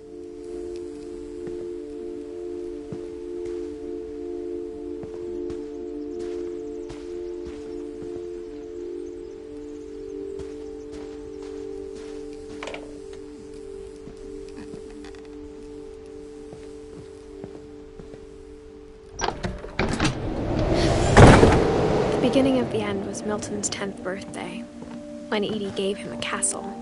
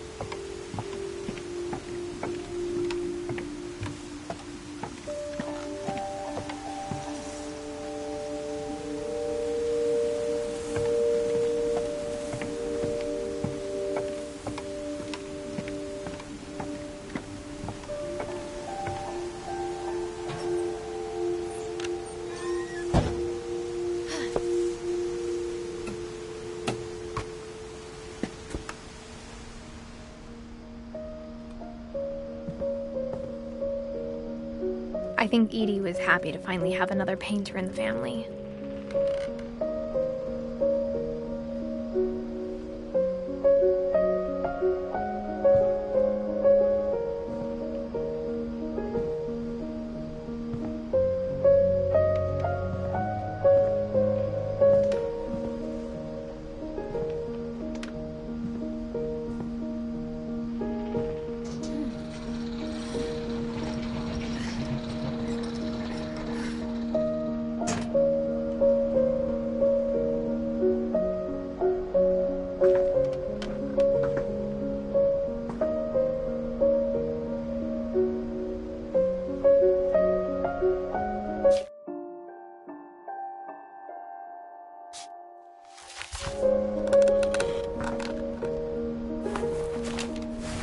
Milton Finch in The Magic Paintbrush.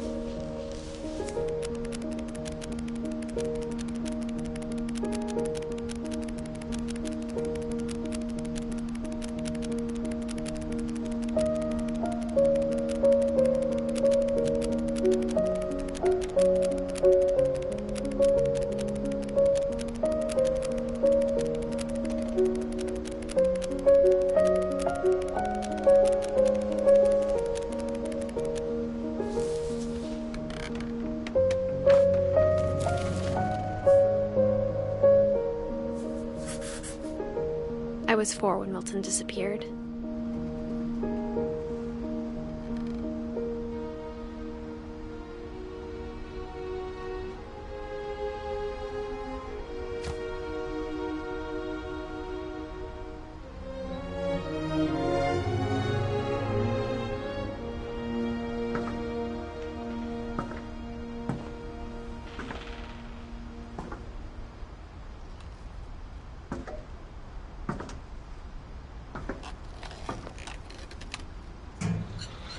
Mom spent months searching for my brother.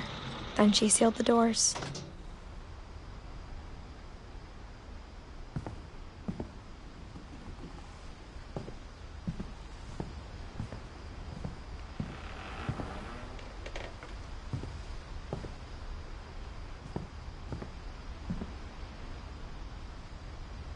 Whatever Milton had found in the house, Mom didn't want it getting out.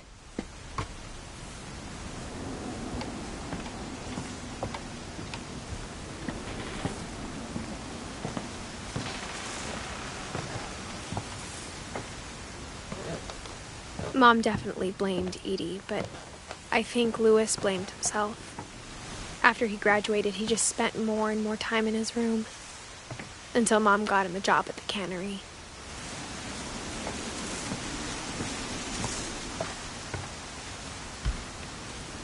Everyone always told me to stay out of Louis's room, except Louis.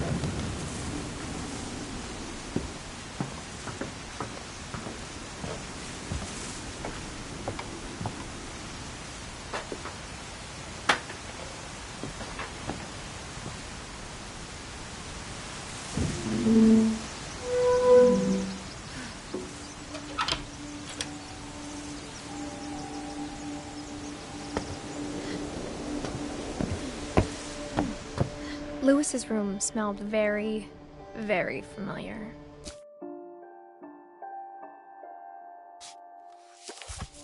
That part of him lived on.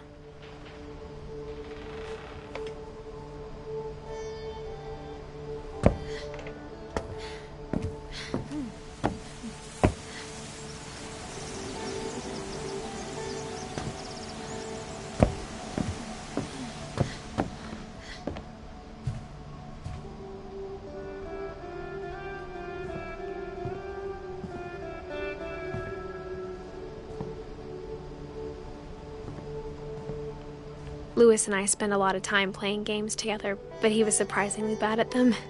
He died a lot.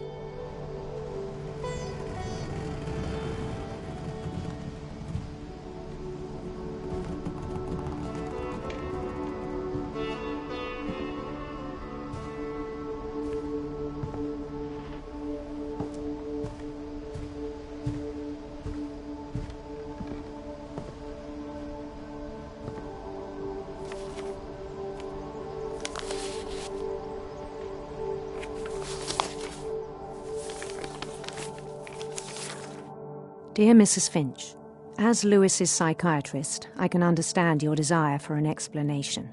As I see it, the trouble began in January, shortly after we convinced your son to seek treatment for substance abuse. Newly sober, I believe Lewis first noticed the monotony of his daily life.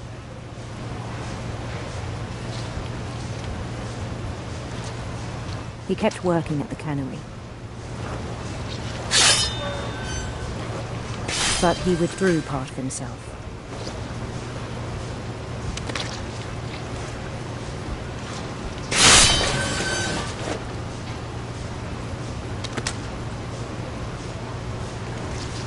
In our sessions, I saw the same behavior.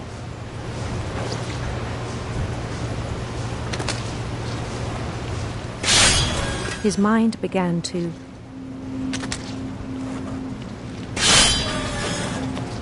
wander.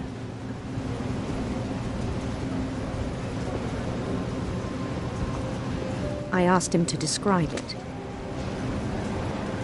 He said he started small.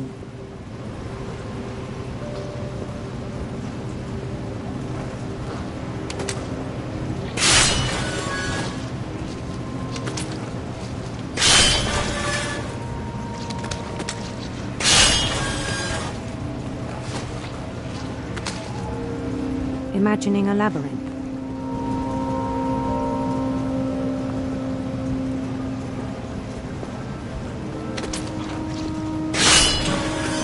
He'd feel his way about.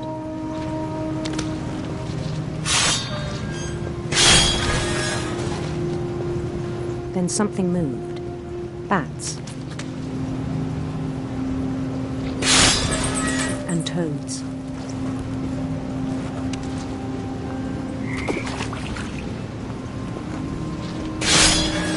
And things that have not names.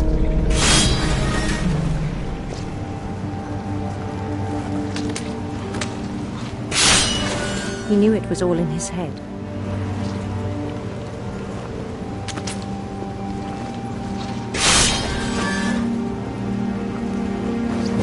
But he took it very seriously.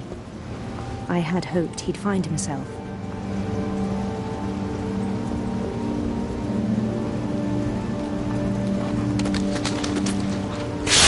But he found something more.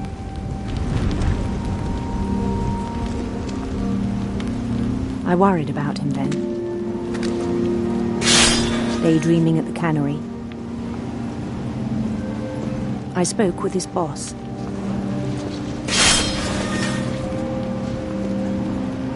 But he said Lewis had become a model employee. Methodical, tireless, focused.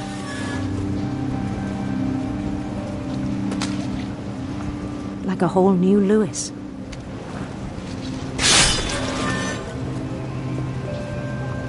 So I let him go on.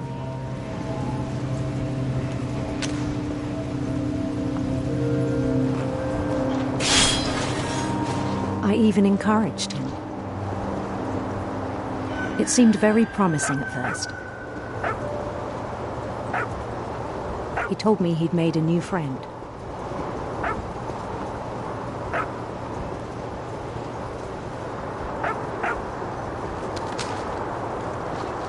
On the edge of a city he named Lewis Token.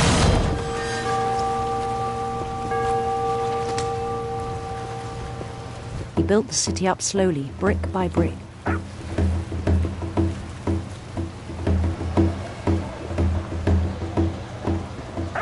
Then he made musicians.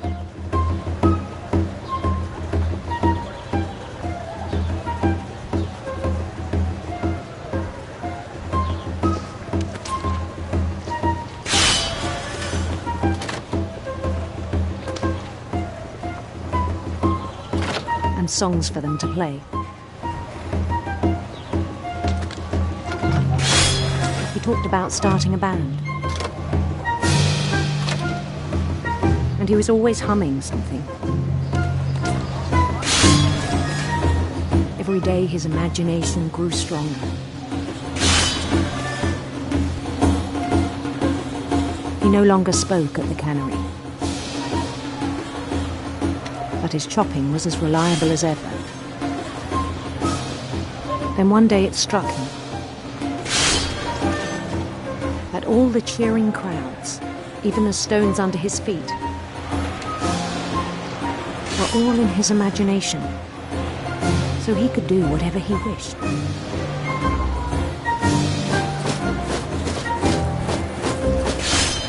He held an election for mayor,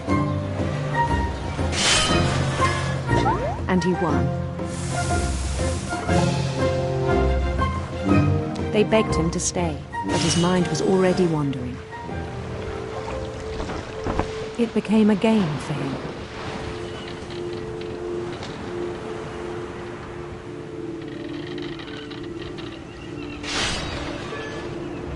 He'd conquer a city, then immediately push on.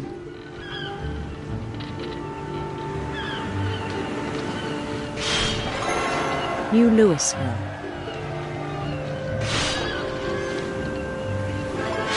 St. Louis. He started drifting away from our reality.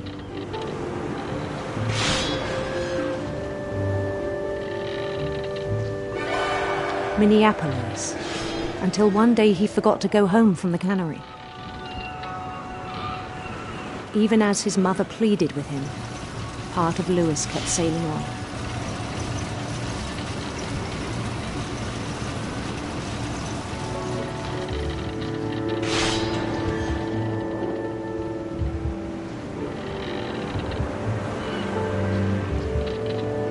In Louisburg, he heard rumors of a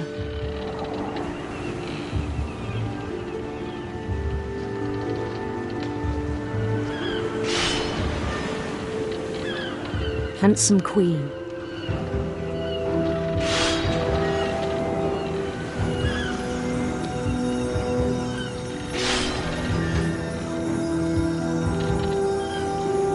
The queen was on her own quest for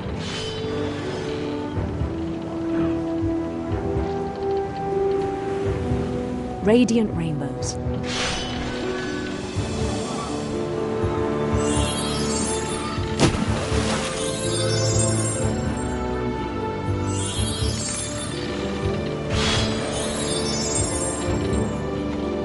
He followed the sound of her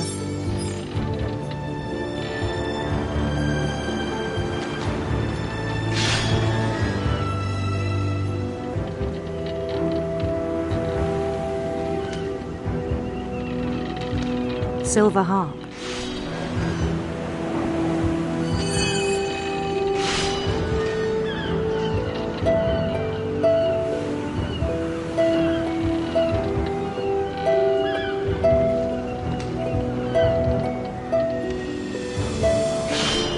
His chase led him to a golden palace east of the sun and west of the moon.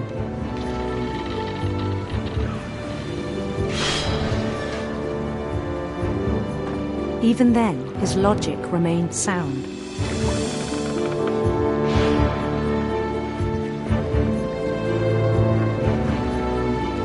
He knew the world was all in his imagination.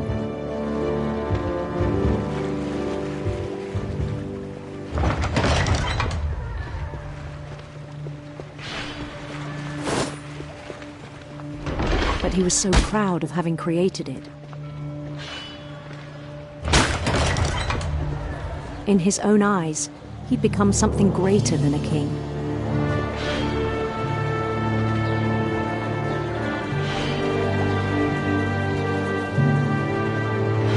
For someone who'd never known success in the real world, I think it was overwhelming. And then it struck him that the real Louis was not the one chopping salmon, but the one climbing the steps of a golden palace.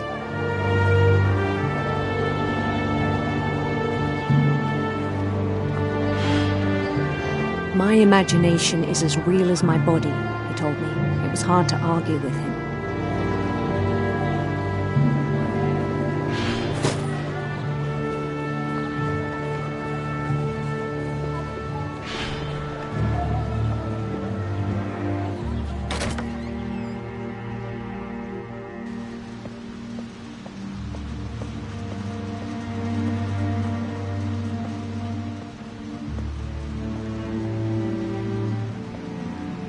Began to forget the world we know.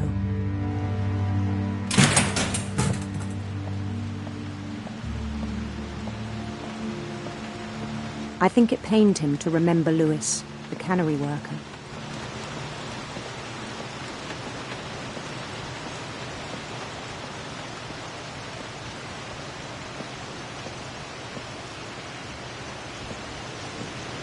He began to despise the man with a royal contempt.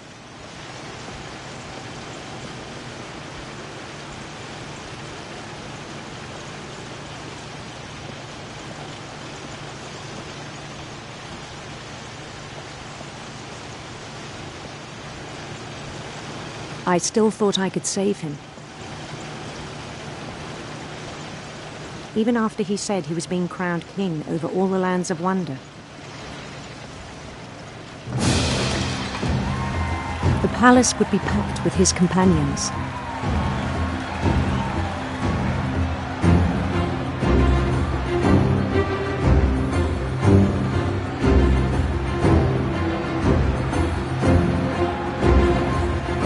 Including the wise Calico who'd insisted on inviting him.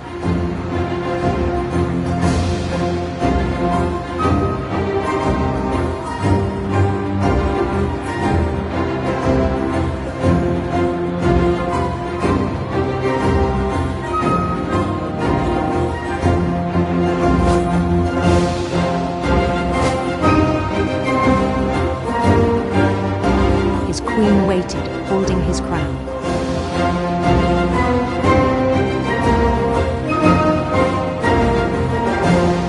There was only one thing left to do.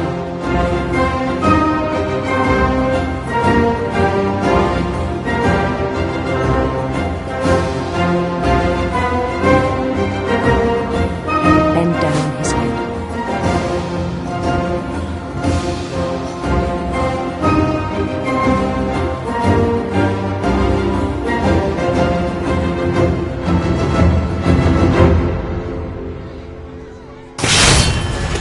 I think you know. Mrs. Finch, your son was a kind man who will be missed by all of us who knew him.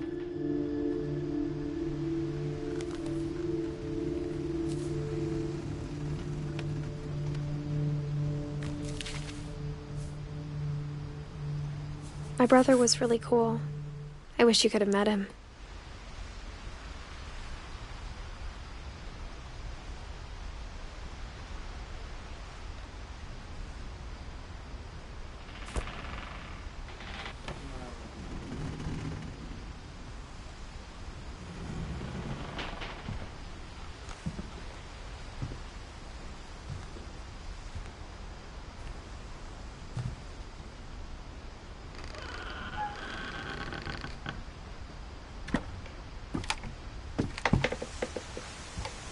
On the way back from Louis's funeral, my mom told me to start packing.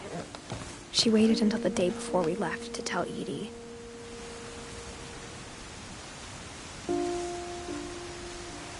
I'm not sure if she wanted to make it easier or harder.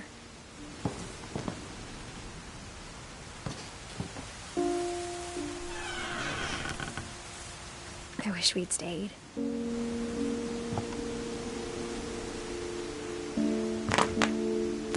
But I understand why we left.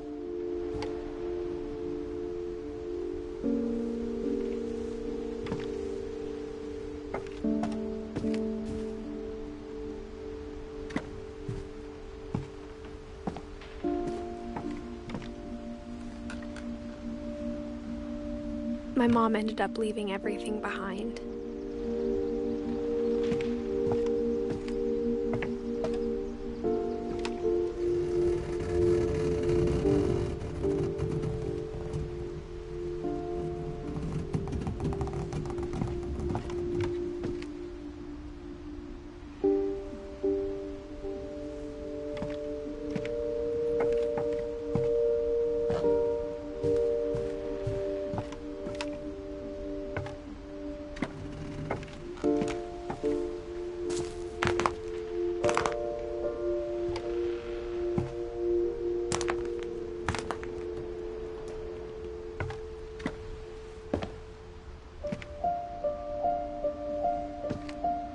What happened that night had been coming for a long time. Maybe it should have come sooner.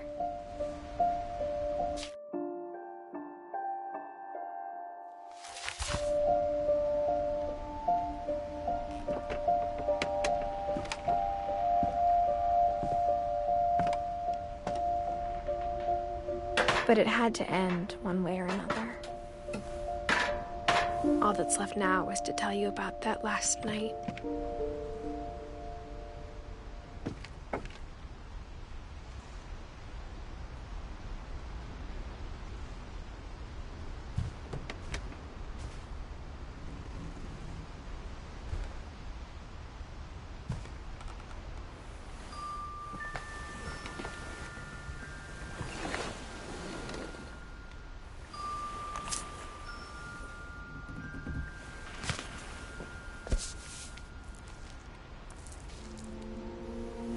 That whole last day, Edie just watched us pack and didn't say a word. Until supper, when she raised her glass and said, "To our final night together, and all our final nights apart." Grandma, you know what I said about alcohol. Some of your medications are very Edith, specific. I left a present for you in the hallway. Why don't you go open it? The grown-ups have to argue now. I'm sorry, you're right. We're all leaving tomorrow. Let's just enjoy our last... I'm not leaving. Edith, you're excused.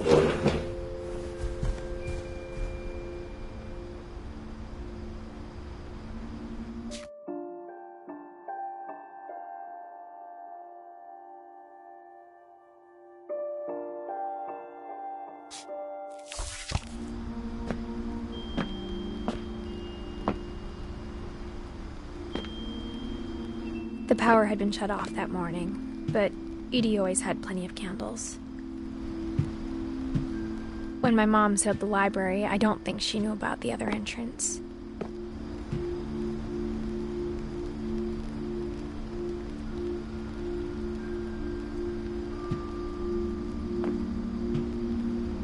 Or that Edie had a key to it.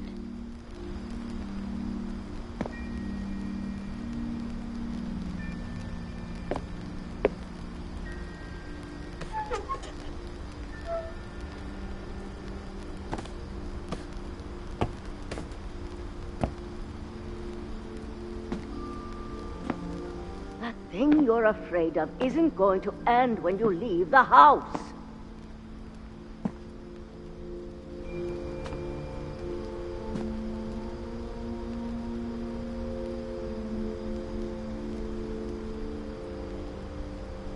Edith has a right to know these stories. My children are dead because of your stories. I think it's best if Edith and I leave tonight.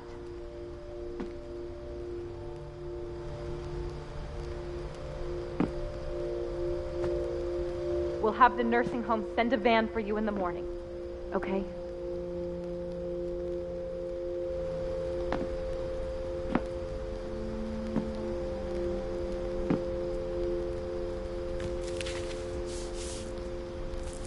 Dear Edith, there's so many stories I wish I could tell you, but there's only time for one. This is about what happened on the night you were born. That night, the tide went way, way out. It was the first and last time I ever saw the old house aground. There'd been an earthquake out in the middle of the ocean. They called it the lowest tide in 1,000 years. God, it smelled awful. You know, I've seen that house every day of my life.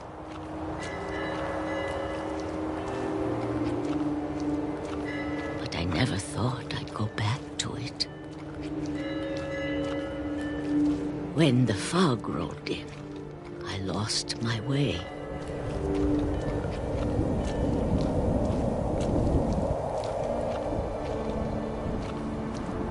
I got turned around.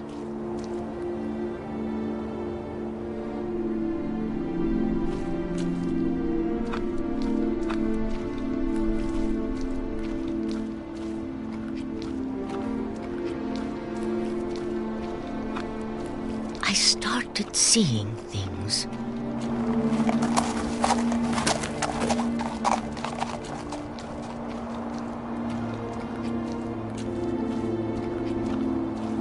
things I'd forgotten had ever existed.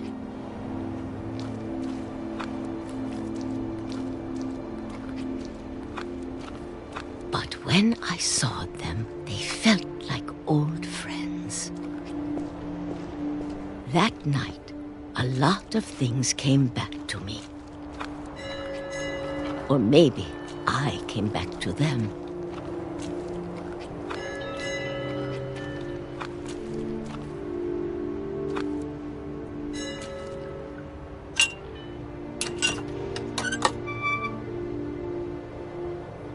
Things I can't explain, but that I need you to try and... Edith, what are you doing in here? It's mine. Edith! Mom, you're gonna rip it! Let go! I kicked and screamed, but Mom dragged me to the car.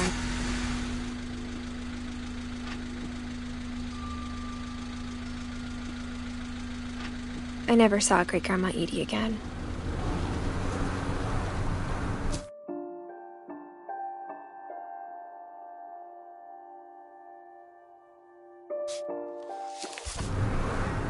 The next morning, the van came to pick her up, but she was already gone. After that, we moved around a lot.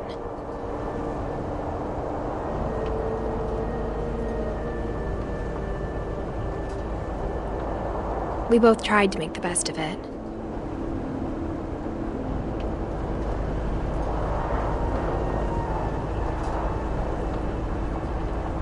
A few years went by.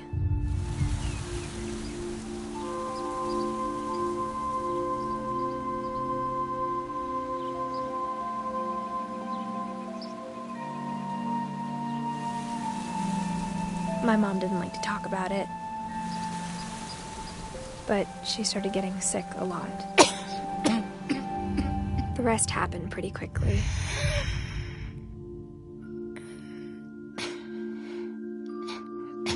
She got better for a while, and then she didn't.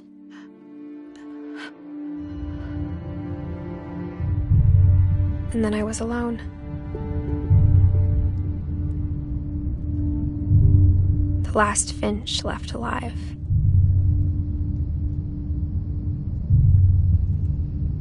Until I found out about you. I'm still not sure what to tell you about all this.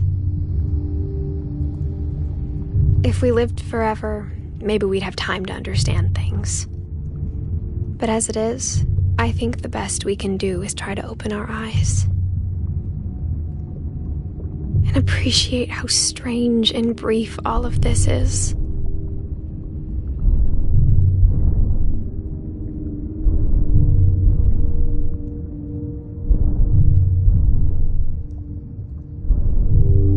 This journal was supposed to be for you.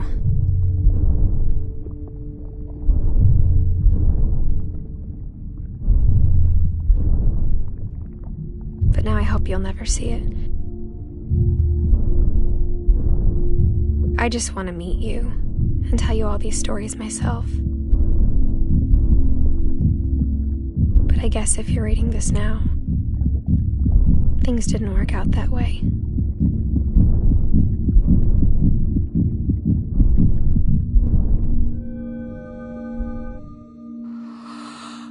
This is where your story begins. I'm sorry I won't be there to see it. It's a lot to ask, but I don't want you to be sad that I'm gone.